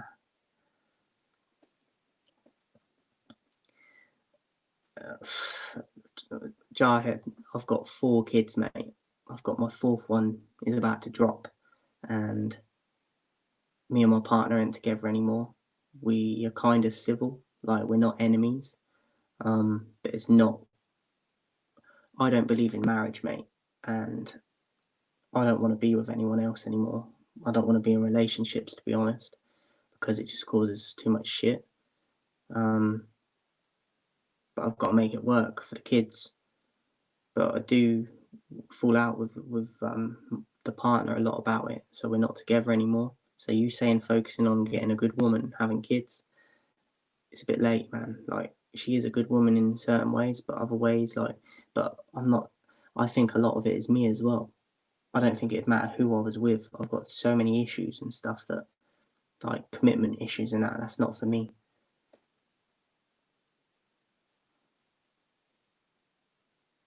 Yeah, you miss it sometimes, but do you know what I mean? It's not worth all the aggro that comes with it, in my opinion. I don't believe you have to sign documentation for marriage to be happy. You're in it. It's a contract. Why have we got to be in a contract? What's called life? Marriage. Marriage isn't life. Marriage is what you believe it to be. Marriage is a documentation. What we've been sold, what we've been taught, what we've been told it is.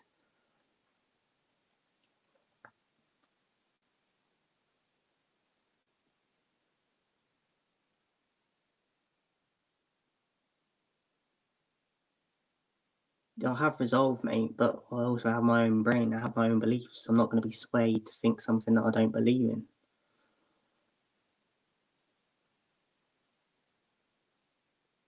If you believe in marriage, that's fair enough. That's your choice. It's just not my choice. I believe you should be able to be with someone and you can be happy without having to put that on paper. It's no one else's business. It is, but that doesn't mean that I have to have a marriage certificate to be a dad.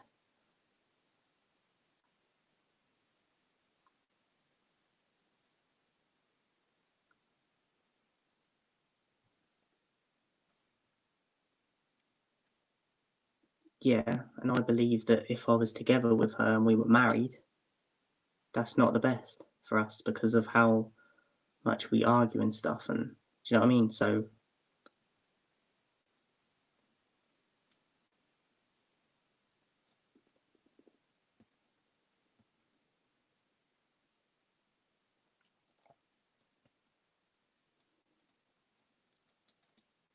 what do you mean by nuclear family?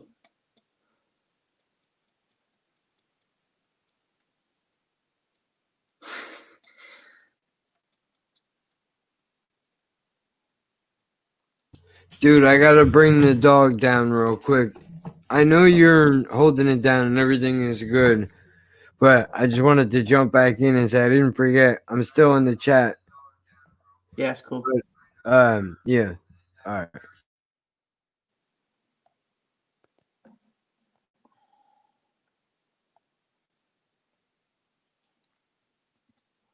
A shitty set of parents is better than single parents. Yeah, but they're not single parents because it's not like I'm dead. It's not like I don't see them. I see them most days. And as I said, we're pretty civil. So it's not like we're at war with each other. It's just we know that when we're together, it just doesn't work.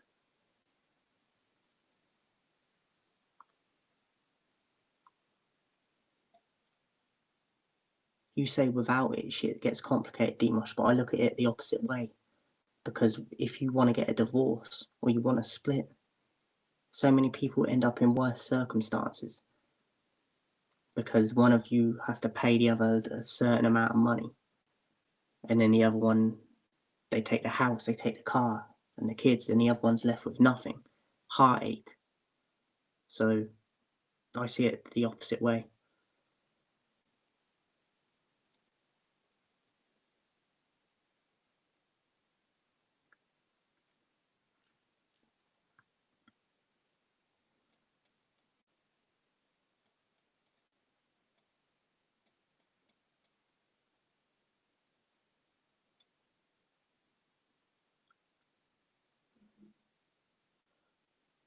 Are you married, Jarhead? I'm just asking because you seem quite passionate about the argument for marriage. So I'm just wondering if you're married yourself.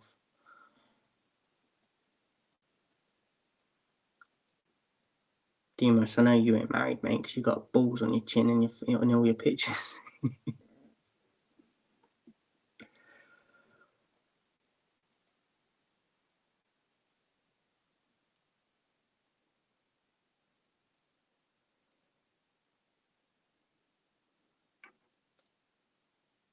30 years. I applaud you though, even though it's not my choice and it's not my belief. That's commitment anyway. So.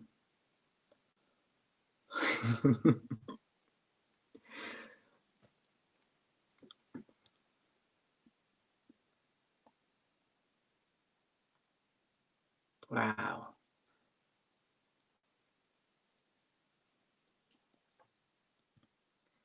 Having kids, yeah, is one of the best things I've ever done, but it's also one of my regrets in a way in terms of the timing of when I had my kids, because I've not been in a financial situation that I can feel happy with or proud about.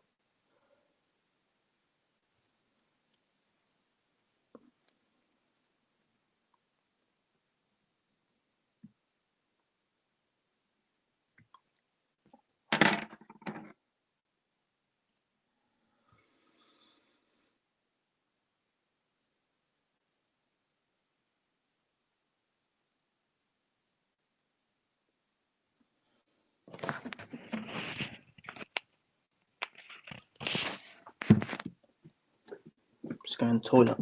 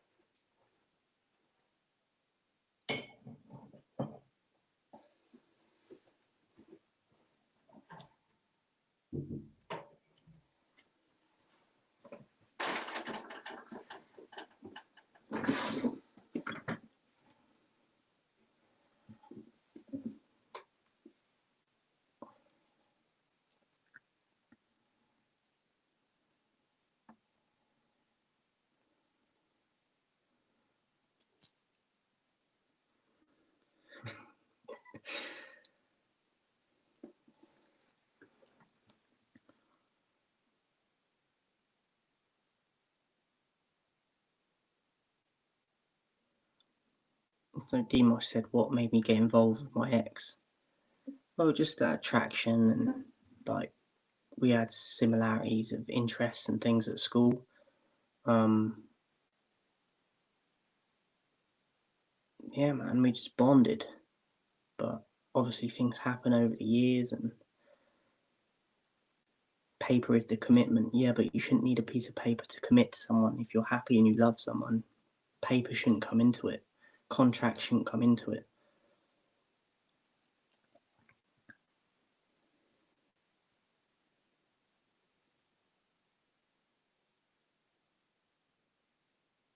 Yeah, well, we all learn from things, Demos, so it might be perplexing, but you're probably going to experience similar stuff.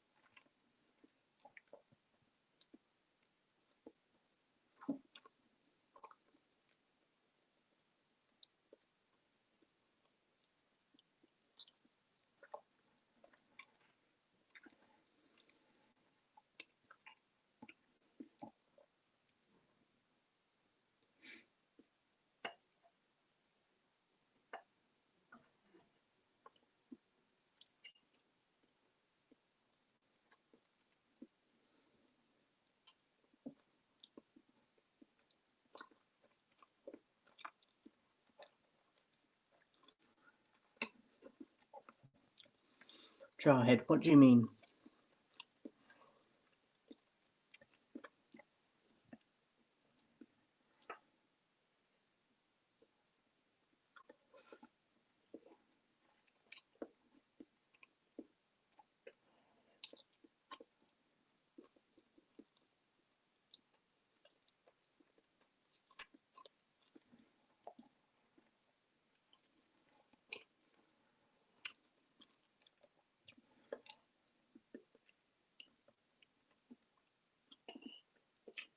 Think about how you want about us, mate.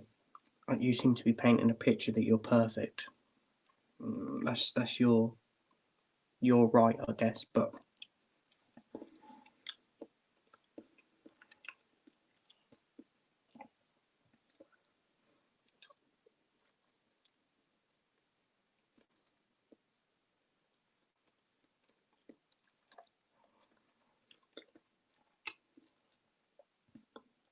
what are we shying away from exactly?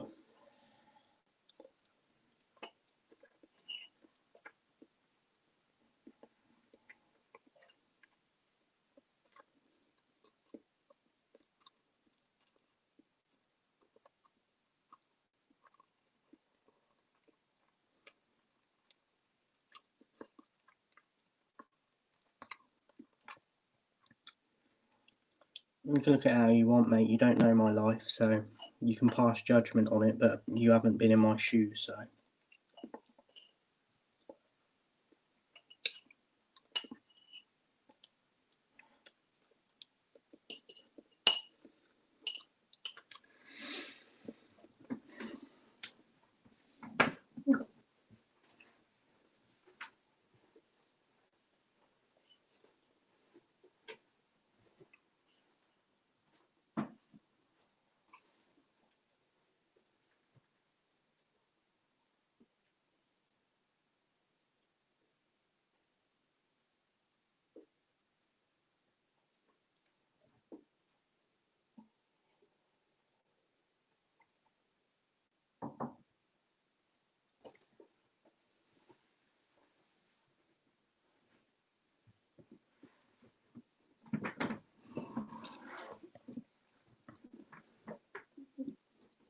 Oh, you're talking about the country, not me. My bad.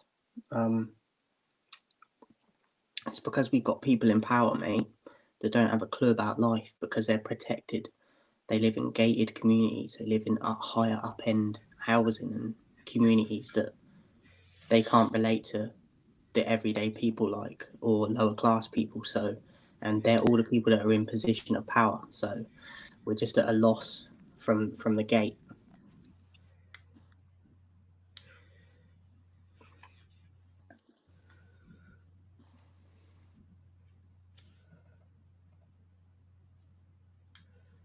I'm trying to turn these other headphones off. I gotta find that one sweet spot in the day where there's nothing that I have to do. It's easy to record in chunks, especially when I'm pre-recording, to start and stop. We created a lot of things, Jarhead, but we've messed a lot of things up as well, mate.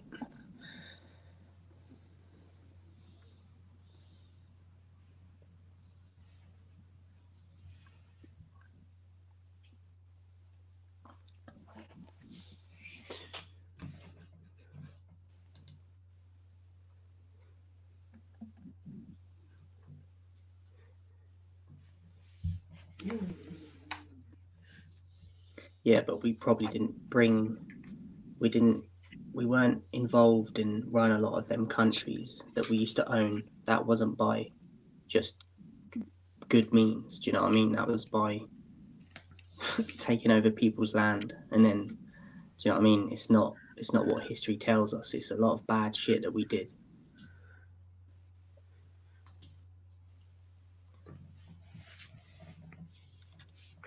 Oh, dude, I know I'm kind of jumping in a random part of the conversation here, so I'll let you guys continue this, but there is something else that I wanted to bring up in a couple of minutes.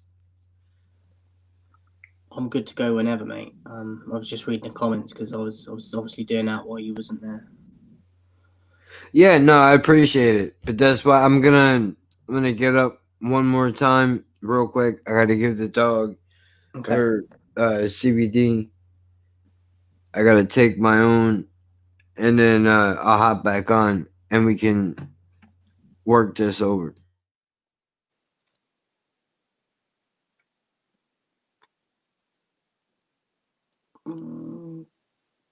I wouldn't necessarily agree, Jarhead. There's probably a few things that do, but there's a lot of bad shit that. Do you know what I mean? But that's probably the same for a lot of countries, like Columbus and all that. Do you know what I mean? Napoleon, like, there's a lot of stuff that we get taught in history that is a picture that they painted that weren't actually what happened. So I can only imagine that it's throughout, not just England. Do you know what I mean? America, just lots of other places as well.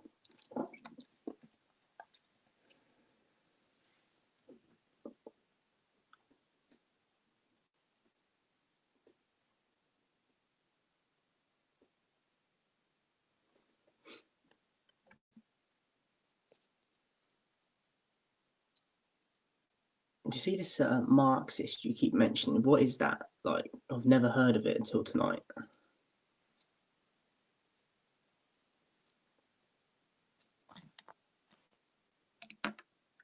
You can educate me. Let me know what it is.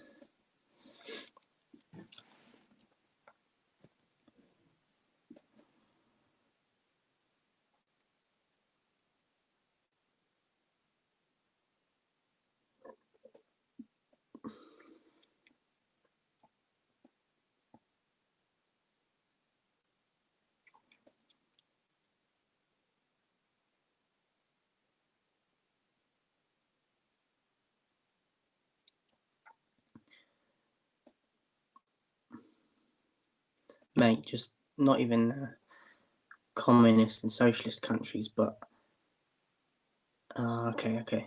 The world as it is, the amount of like corruption, evilness, greed, power, wars just happening. Do you know what I mean? And terrorist groups and all such. Like, considering the year we're in, none of that should be happening anymore. Like, it really shouldn't. And it seems to be getting worse when it should be getting better.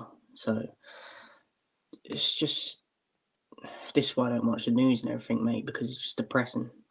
And it just feeds into war. It just feeds into the negativity. It feeds into anxiety, all the bad shit. So stay away from it.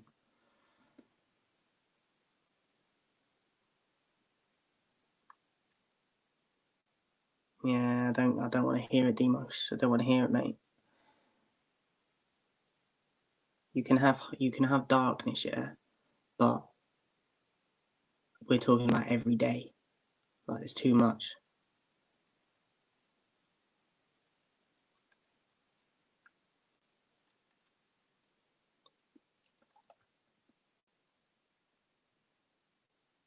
Yeah, grow up, Demos.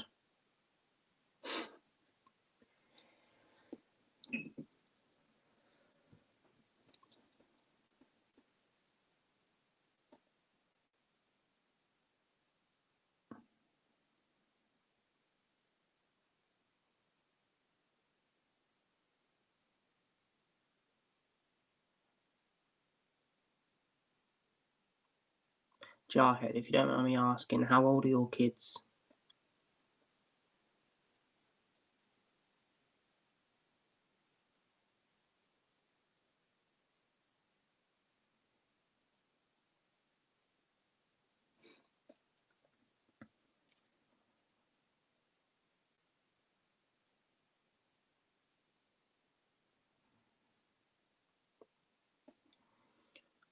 Okay, they're all sort of not old, but a lot older than all of mine.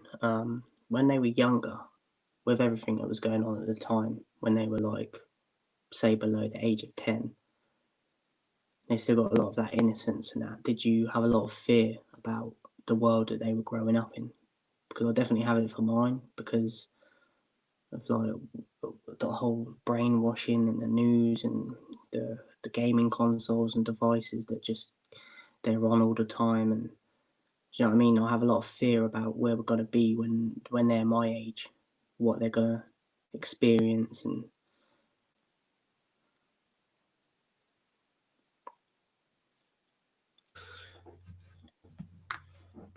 All right, so what's the topic of discussion? I just asked,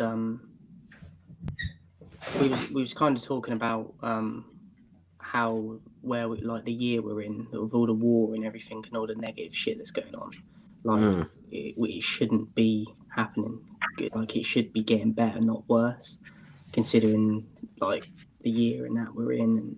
And then we went into, I asked Jarhead how old his kids are and that, and if he had a lot of like fear and stuff about them growing up in the world at the time, like in what was going on in terms of just growing up at that time. Because I said to him, I have a lot of fear of my kids and what they're gonna have to go through and what the world's gonna be like when they're my age.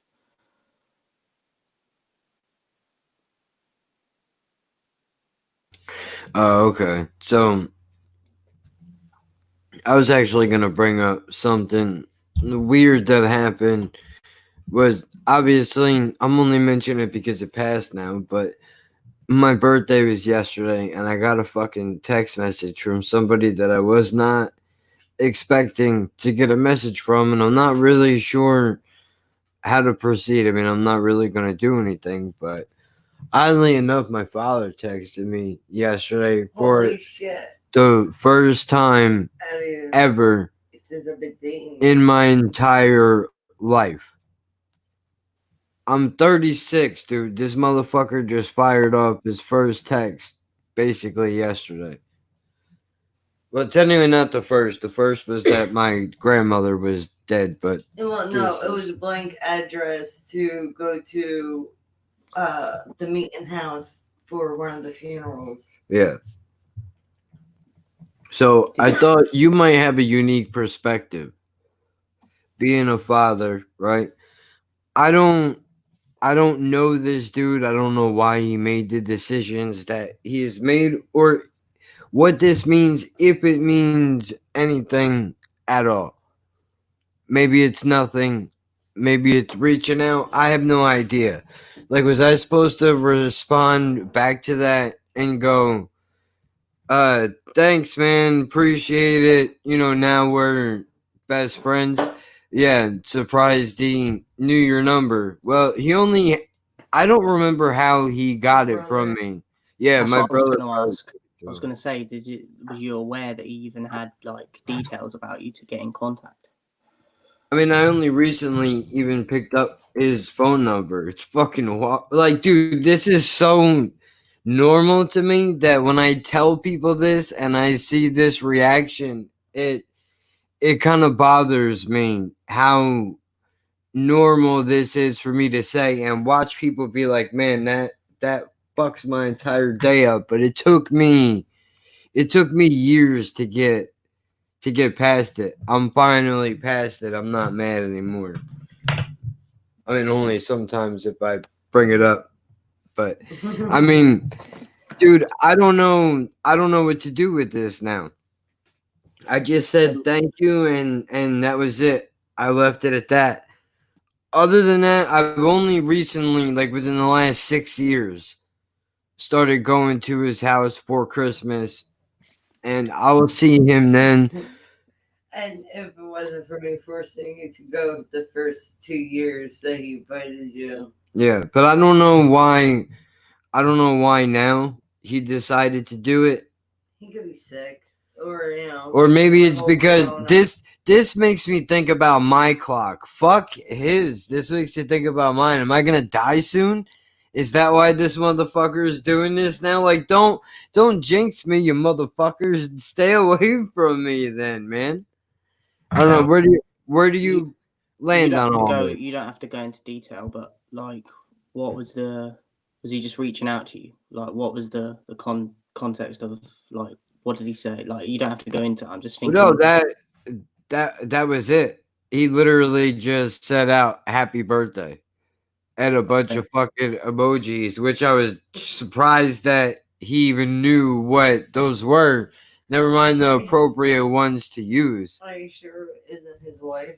Yeah, could be his wife. Or your brother. Could have been my brother grabbed his phone, like, let me fire this off real quick. Wait. This will look good. Who messaged you first, your brother or your father? I didn't notice. My brother does what he does every year, which is looks on Facebook to see. He does what everybody else does. Look, I'm not even mad at that.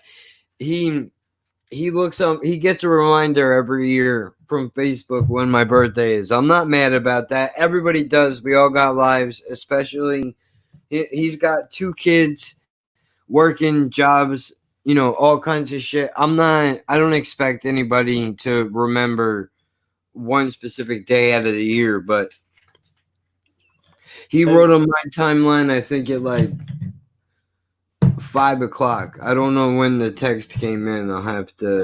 I'll take a look real fast. What was your actual 8:12. So after.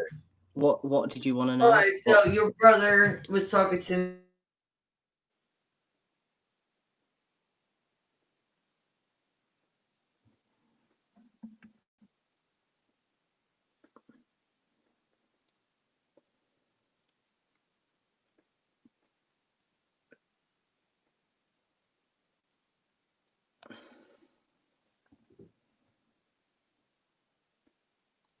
Oh, sorry, I muted so that you'd be able to get your question off. I was just gonna ask what you was asking me about it. Like I can't remember what you said. Like which like your perspective on this as far as like being a father. This must be odd to you. To look at this, like, you know me. We've talked a whole bunch, I guess, an organic beginning to a conversation when making, you know, friends, business, associates, whatever, is to talk about your family. And I'm like, I don't do that. I don't know if that strikes you as odd or other people, but the main question is basically, if you put yourself in this, like, could you picture any amount of circumstances happening where this could wind up being you, where you lose touch completely with your kid At least not for any reason specifically, I guess. But Why are you looking at me? Why? Because my father was such a. like, I don't know how to mom word did it. But too. basically, what is your reaction to all this as somebody that is a father? What, in the sense of if I fell out with like my kid, or if I deserted my kid, or just in the sense of not having the contact for years? Or just in general, like when you hear this now, what are some of the thoughts that are going through your mind? Like, I'm sure you're probably picturing your children thinking like, dude, I don't know how people get to this point where, here we are 36 years later, and I'm getting a text message for the first time from somebody that's supposed to be the main influence of my life. Whereas, I mean, all your kids are young, so I mean, first of all, I would feel weird with it because the way you've described it, like, it's not even like I don't know your history with what happened, but the way you've told me he sent that, it's kind of like he's acting like a child in a sense, even though he's meant to be the more adult one, because if it is him that sent it, because he's put a load of emojis and he's wished you happy birthday, but that doesn't take away all the years he's not been there. Do you know what I mean? I don't understand. Maybe it is guilt. Maybe it is him. He's worried that he might be like losing his life and his time's coming up. So he just wants to know that he's tried to reach out to you.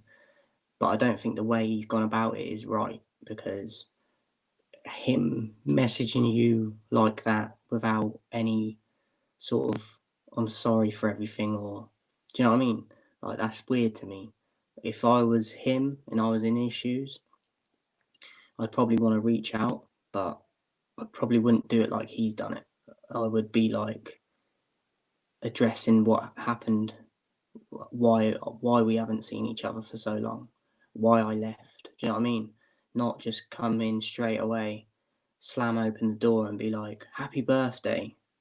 Like, it doesn't make any of the bad stuff go away. So I'd want to have that breakdown with him first, in terms of, even if I don't end up talking to him again, you have to kind of air that shit out, in my opinion. You can't just be like, happy birthday, and after all them years, do you know what I mean? Yeah, well,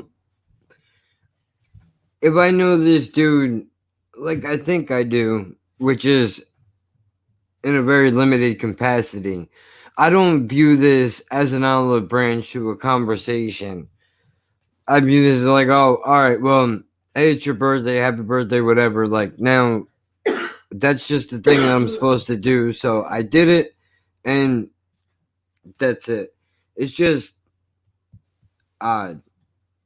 I don't even want to have that conversation, to be honest with you. Why haven't we talked? I'll give you the background, the entire background that I have with this dude. Okay, from the time that I was a child, most of the memories that I have are with either my mom or my grandmother. I knew who my father was. Dude was around. They were never married. They split before I was even born, right? He was with some other lady, whatever. He has my half brother, sister. So he's living with her, doing his own thing. They split up time through visitation. And growing up, all I know of this dude is basically one side of an argument. I'm a pawn in a chess game between these two motherfuckers, essentially, right? But he never said anything to me, if that makes sense. The guy never attempted to make conversation, like, at all, ever. So what would happen if you do you remember being around him at any point when he was there? Well, when he would come and get me for visitation, But you don't remember doing anything with him or conversations or anything? well, like that's the that's the thing that I'm saying. Like there was no conversation ever. Like I don't. It sounds weird, but like here's how it goes. Like the guy would come saying, "All right, it's Wednesday. The guy's coming to get me because he has a visitation day. I'm at his house all day until whatever time of night because I got to get dropped back off to go to school. I got to get up, get dressed, get ready. Dude is coming. All right, he's here. I got to go outside, get in his car, buckle my seatbelt, and we go to his house. The entire way that we're going there, a rock station is playing. The music is turned up, and there is no exchange. Not hi, how are you? How's it been? What's going on? Not one word. You would think this guy didn't have a. That's your mom's, Yeah. Your mom treating you. Nothing. Your mom got a new guy. Nothing like that. Nothing. That's just the way that it was. I would get there. My stepmom would be there. She would be like the main First stepmom. voice of the main voice of I guess everything. And he was just kind of like he's like a weird shadow. He watched television, right? He ate food. He existed Quiet. He was just like quiet. a shadow. Yeah, the guy look, he had friends somehow. I don't know. He has a really bad sense of humor. Like, Does he? I don't know. Well, no, he kind of reminds me of like how Robert first started off. When I first started dating you, Yeah. he would try to make jokes because I guess he knew that I was the one who was pushing you, to try to make conversation because I would yell at you. Bro, here's the list of shit that I know about this guy. He likes hunting. When I was a kid, he used to go hunting for pheasants, bring them back, defeather them, cook them, eat them. Everybody had to eat them. Obsessed. So hunting shit. Obsessed with hunting knives. Yeah, hunting knives. And I walked into his house one time to go and get my brother, and he was watching Ron White stand up they call me Tater Salad, which I approve of that special, by the way. Not that it matters, but that's the end of the fucking list. That's what I know about this man. Other than the fact that he likes classic rock music, apparently he smokes cigars. And from when I was a kid, I remember when they would have us, when his wife would tell us all to go to bed, they would be up drinking all night, playing cards in the living room.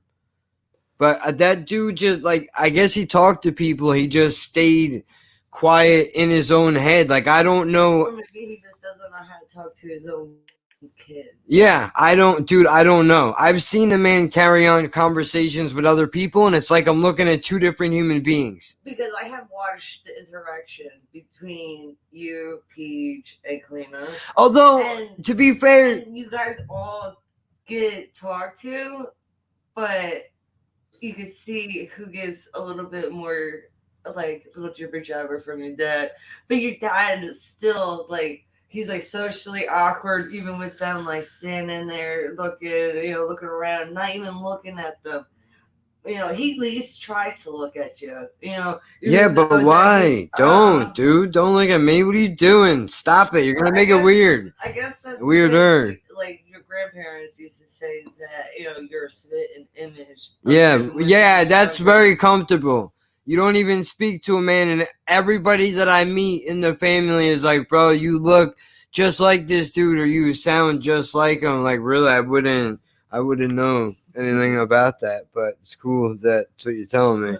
I need that information in my life. That's what I need.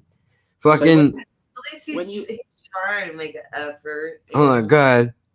When you had them visitations, Right. he'd come and pick you up and that. Then when you got to his, would he just then dump you in terms of with your stepmom, and she'd just take over from there, and you just see him about the house, but you never No, had any. he would be. Look, I'm not gonna decredit the man. Was the man a hard worker? Did the man work? He did. He always had a fucking job or a hustle. He always had money. I'm not gonna deny that. I never said that when I was at his house I did not eat. You didn't hear me say that. People seem to confuse this, even including him. Seems to think that because I'm saying the guy was not acceptable on a social level as what a parent should be, that means like the guy didn't fucking provide. He went out, he worked, he did shit. So it's not like he was sitting home drunk all day not doing shit. The little I did see him, he kept to himself.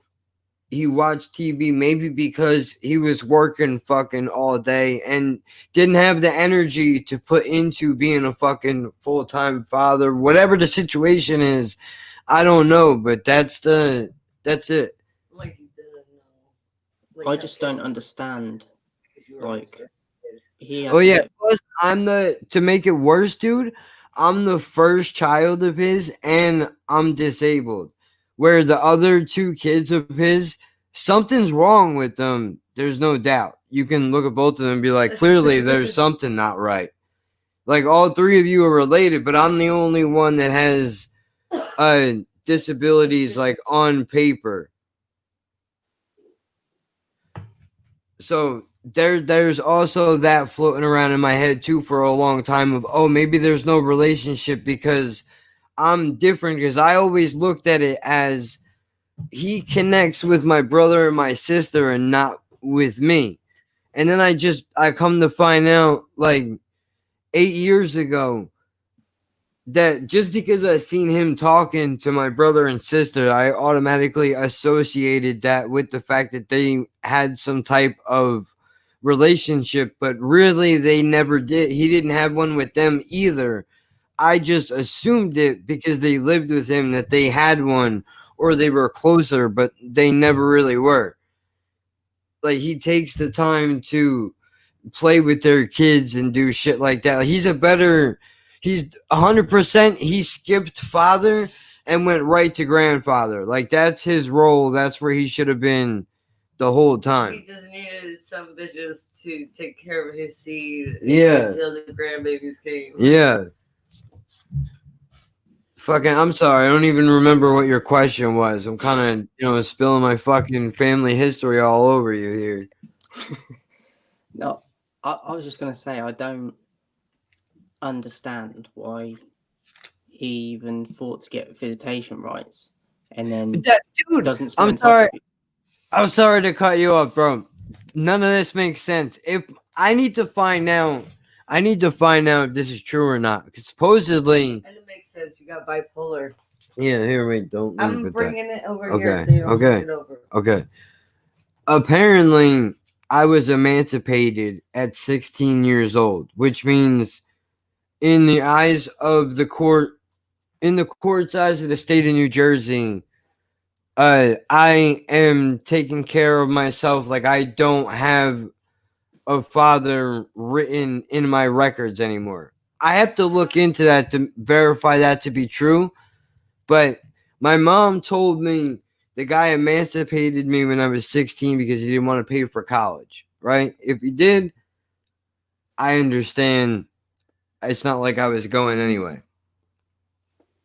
But he did fight my entire life, even when I was an infant, for visitation rights. I don't know if he did it because that is just something that a man's supposed to do, or if he fought for them because like he gives a shit.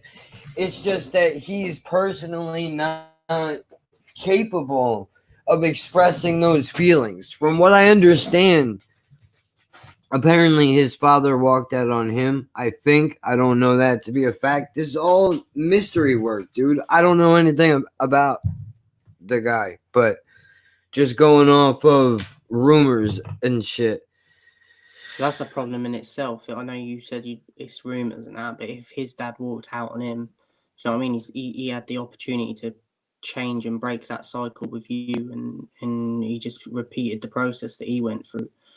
I'm not saying it's easy, but you have to make a decision. Maybe it was other factors that played into it, but yeah, man, I just personally being a dad, like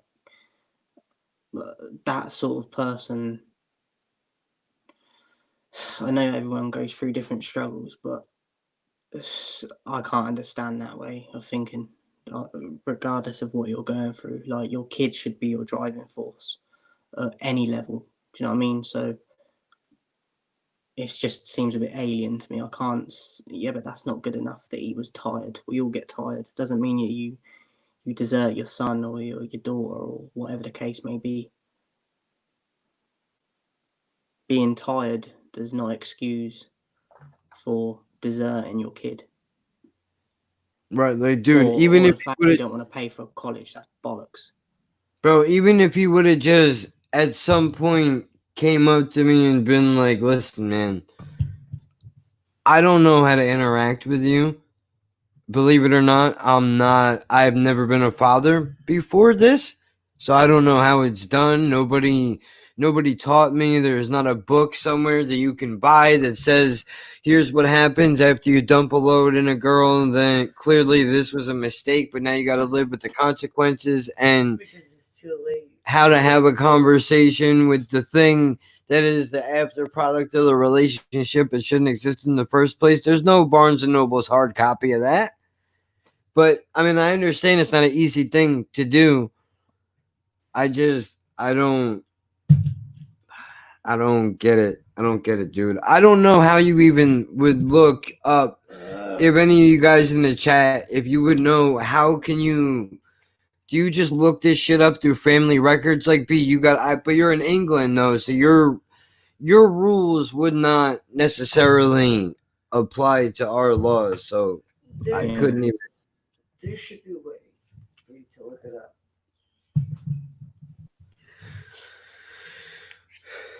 Fucking heavy shit, dude. I haven't been on here in a minute, and then we come on.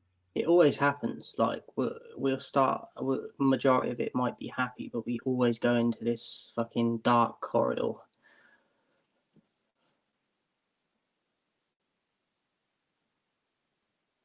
I just, like I said, I can't understand it, because it's like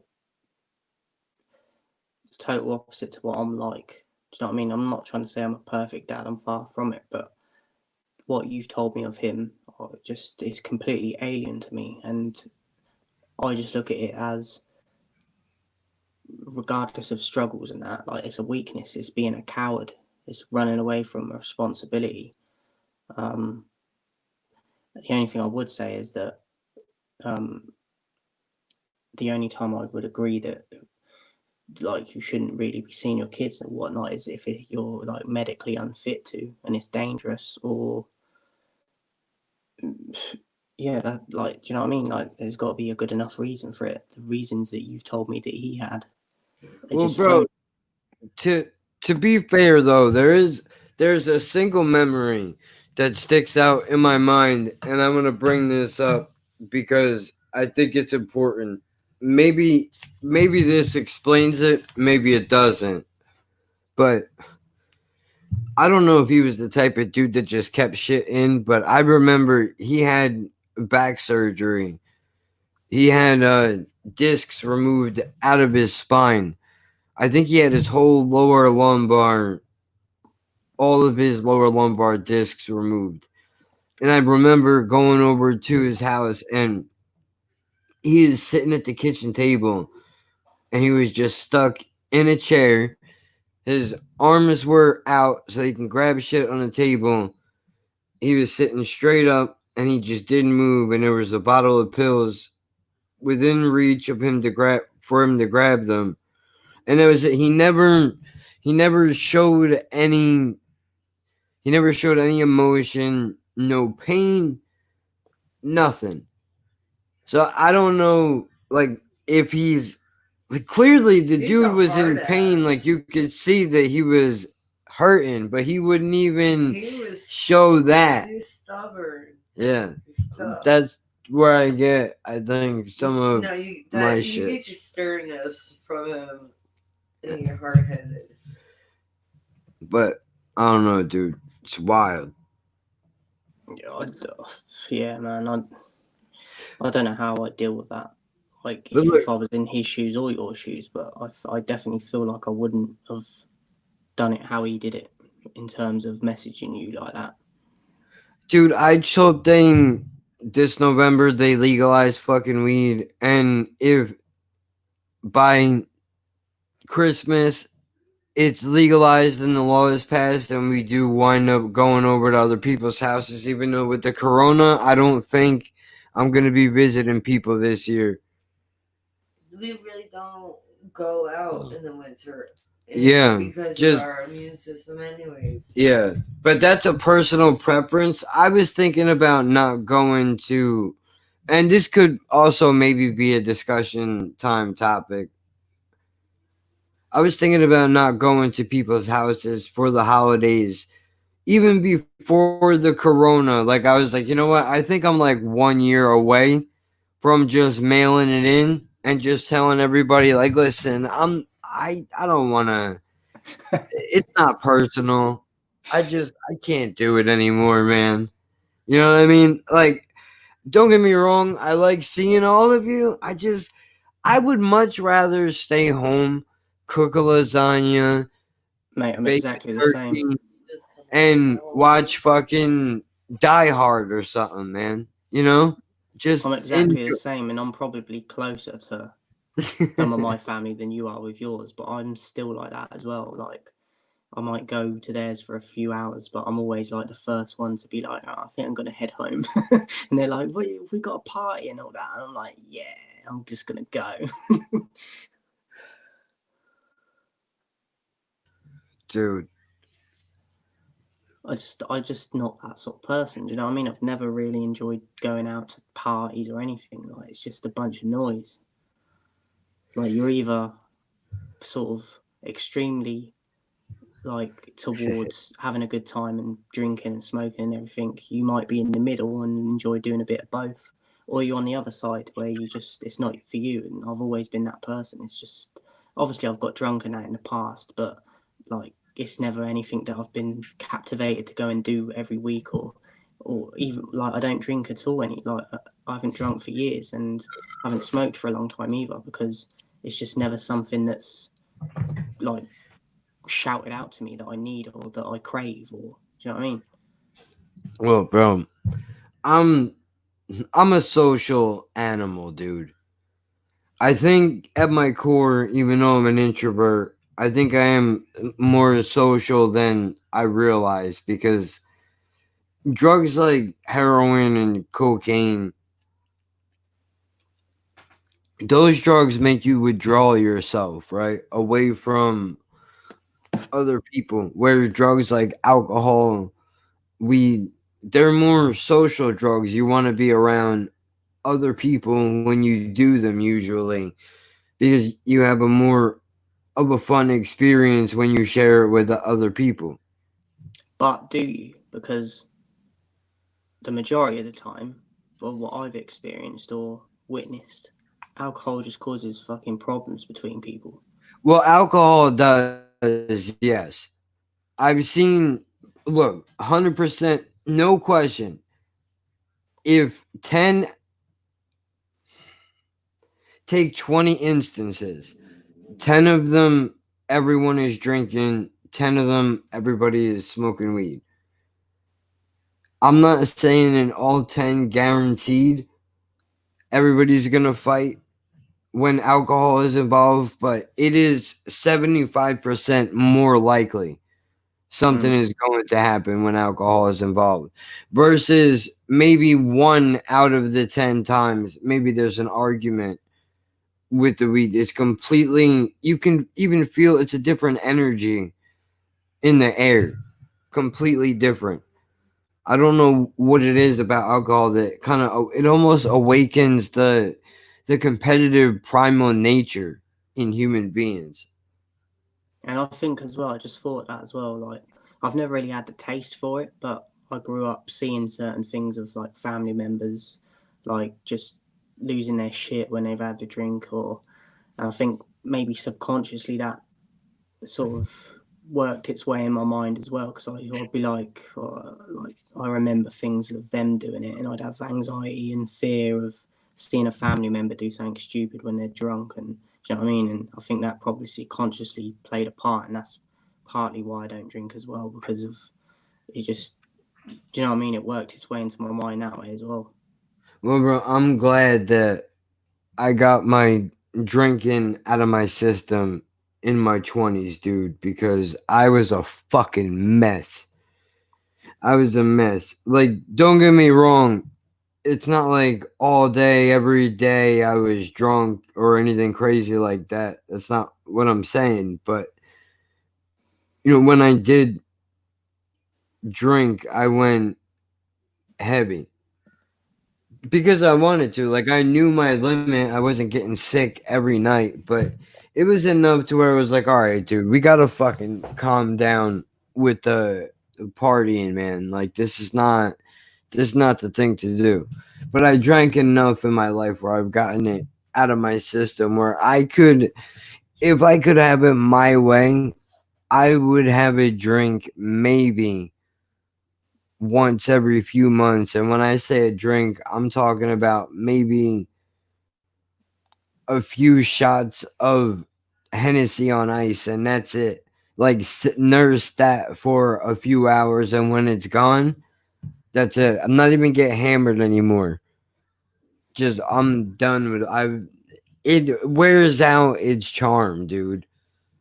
I feel not for everybody. I mean, I went a little bit over the edge, but we all do it with something. Especially because it was always about hanging out with other people and everybody's trying to push their limits, and you really do figure out who you are as a person in those situations, I think. Because I found that more times than not, I found myself pushing against them, trying not to. I finding myself not wanting to go past my limits because then it ruins the fun and it becomes a chore. What was the deciding factor when you decided to come off it? Well, I gradually just the way decreasing. that I was doing it when I was a kid, somebody would grab it, or, you know, we'd get it somehow. Then when I got older, hit the liquor store a couple of times a week, a couple of times in a week, you know, and after that, maybe buying a pint instead of a half a pint, right? And bring that back and go in to have one shot, wind up having 8 instead. And just do that, not every night, but after a while, it's just like, all right, dude, I'm tired of having the fucking headache in the morning. Like, the amount of fun that I'm having while I'm drinking doesn't equal out to the amount of suffering that I have to do after the fact. So it's just like, all right, fuck it.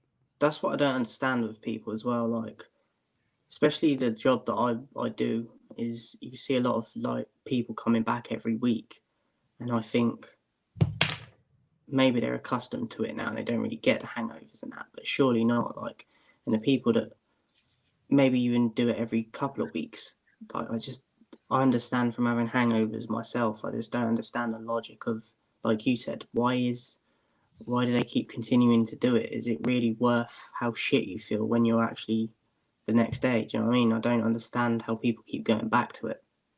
It's the social aspect of it because you can get caught in a loop where if I'm drinking, what I mean is, let's say on Tuesday I get up Tuesday night because I don't drink during the day.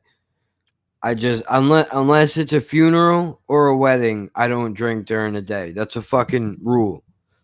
You do not drink during the daylight. It's just not something that you do. I know everybody has different rules.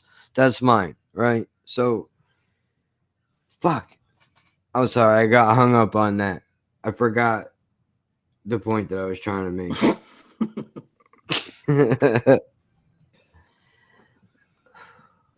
I'm gonna head off at about past because I'm dying. But I was gonna say, if you want, we can call it now, dude. I know I was out for a majority of this, which was not the plan, and this is one of the few nights that I actually did wind up getting stuck doing shit. I thought that I would be able to host it. I bet a couple of nights today where we didn't really have to do much, but with the dog, it's up and down. Actually, I'll close with this just to give you guys an update on what's going on. Because we were talking about bullshit anyway, dude. Don't really matter. We're burnt out at this point. But the dog went to the vet. They checked her out.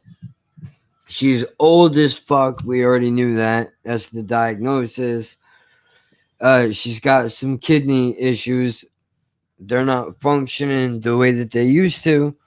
So they're saying that we need to cut down her protein intake to adjust to her old age and her body functions. So we'll keep it updated. So far, she's okay. We've been giving her, and this is not an ad for them. I don't get paid by these people, but I'm endorsing them because it's legit. In the future, I'll go into this, but I'm considering doing a sponsoring thing on the podcast with this company because their products do work.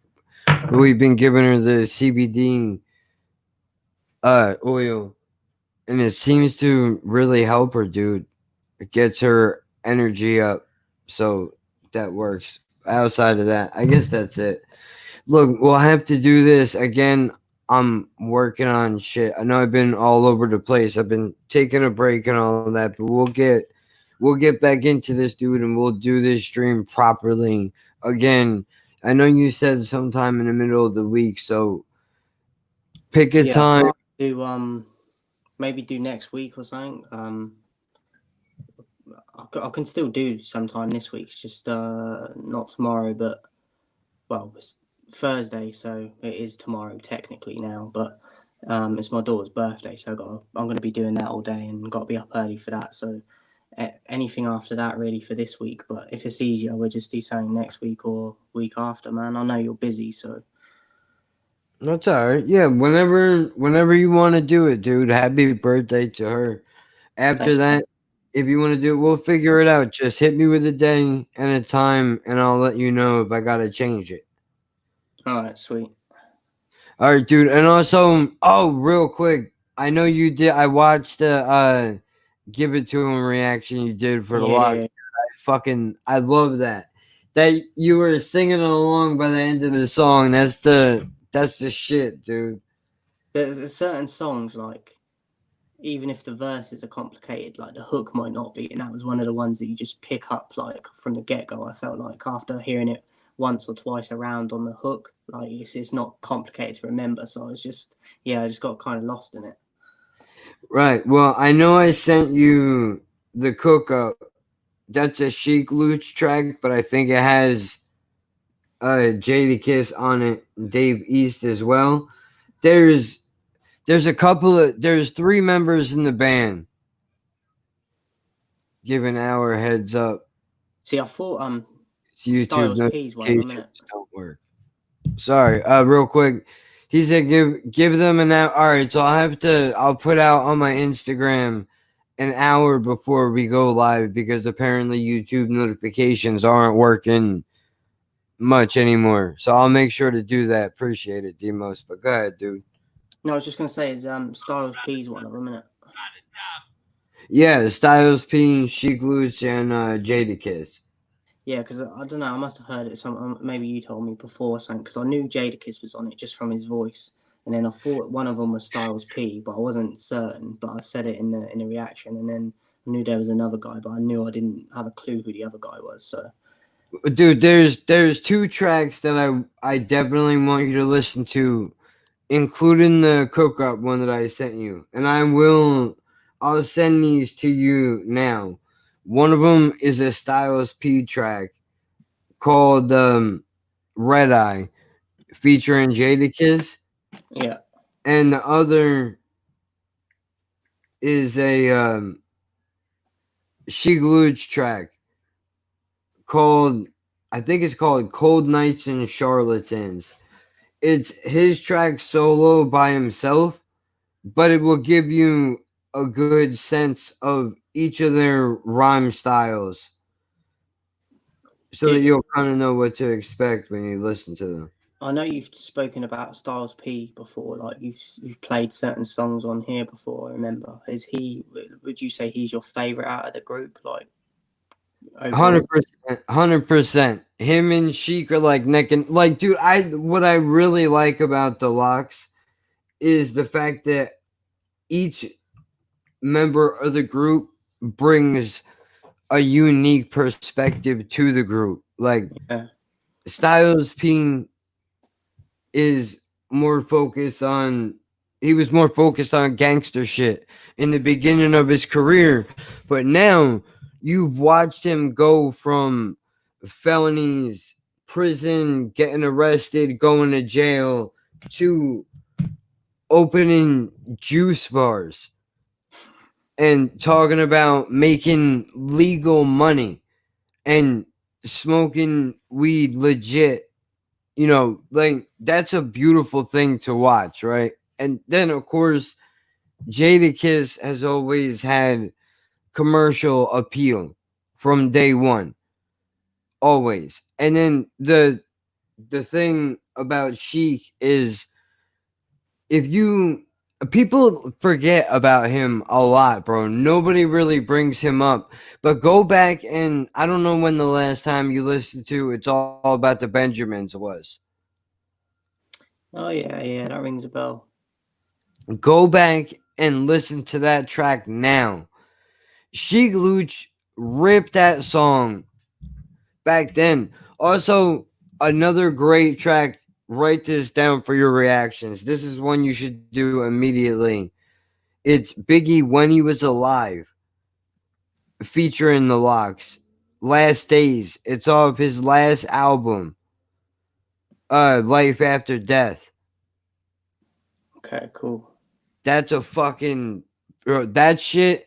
When Biggie comes on, hearing all their verses, then when Biggie comes on and drops his verse, I get the fucking chills, bro. I'm telling you, it still holds up like it came out yesterday for me, man. Honestly. But yeah, dude, he's slept on for sure. But these tracks will give you a great idea of who they are. They came up underneath. They would have been big. They were how Tupac had the Outlaws. Biggie had the Lox. Except everybody in the industry talked about Junior Mafia. So the Lox never really got the representation that they deserved, but Biggie died, and then they jumped on underground mixtapes. And have just been killing shit this entire time through mumble rap and everything else, and still updated their sound and sound just as relevant as they did in the 90s in 2020. That song that I sent you is off a brand new album that hasn't even come out yet. Oh shit. Yeah, you would never think that. You would be like, oh man, this must have been a jam from back in the day that I must have just never heard. Nah, dude, that shit's brand new. Not many people are not. I can't think of many artists, honestly, that were recording and relevant when Biggie and Tupac were alive that are still putting out music that is adapted to today's music outside of Jay-Z in a well-known sort of a way. But all right, with all that said, I've carried on long enough. This stream was really probably 2 hours of conversation, but we'll get it right later on in the week. I promise you. It always takes us a little bit of time to get warmed up if you're aware of anything I do on this channel. Lapping at Birds every Saturday at Lapping Birds Pod on Instagram. Artwork, masks for sale, dude. You can get them made. It's only $4 or $5. We're charging $5 for just plain masks and $10 for custom jobs, dude. Painted drawings on them, whatever. Merch, hoodies, and t-shirts is coming soon. Get ready. Every Saturday, 5 a.m. Eastern Standard Time. Lapping at Birds podcast. I will catch you all next week. Bean, see you later on in the week, dude. Thanks for coming on. Man. Good night, England. I will see you all later.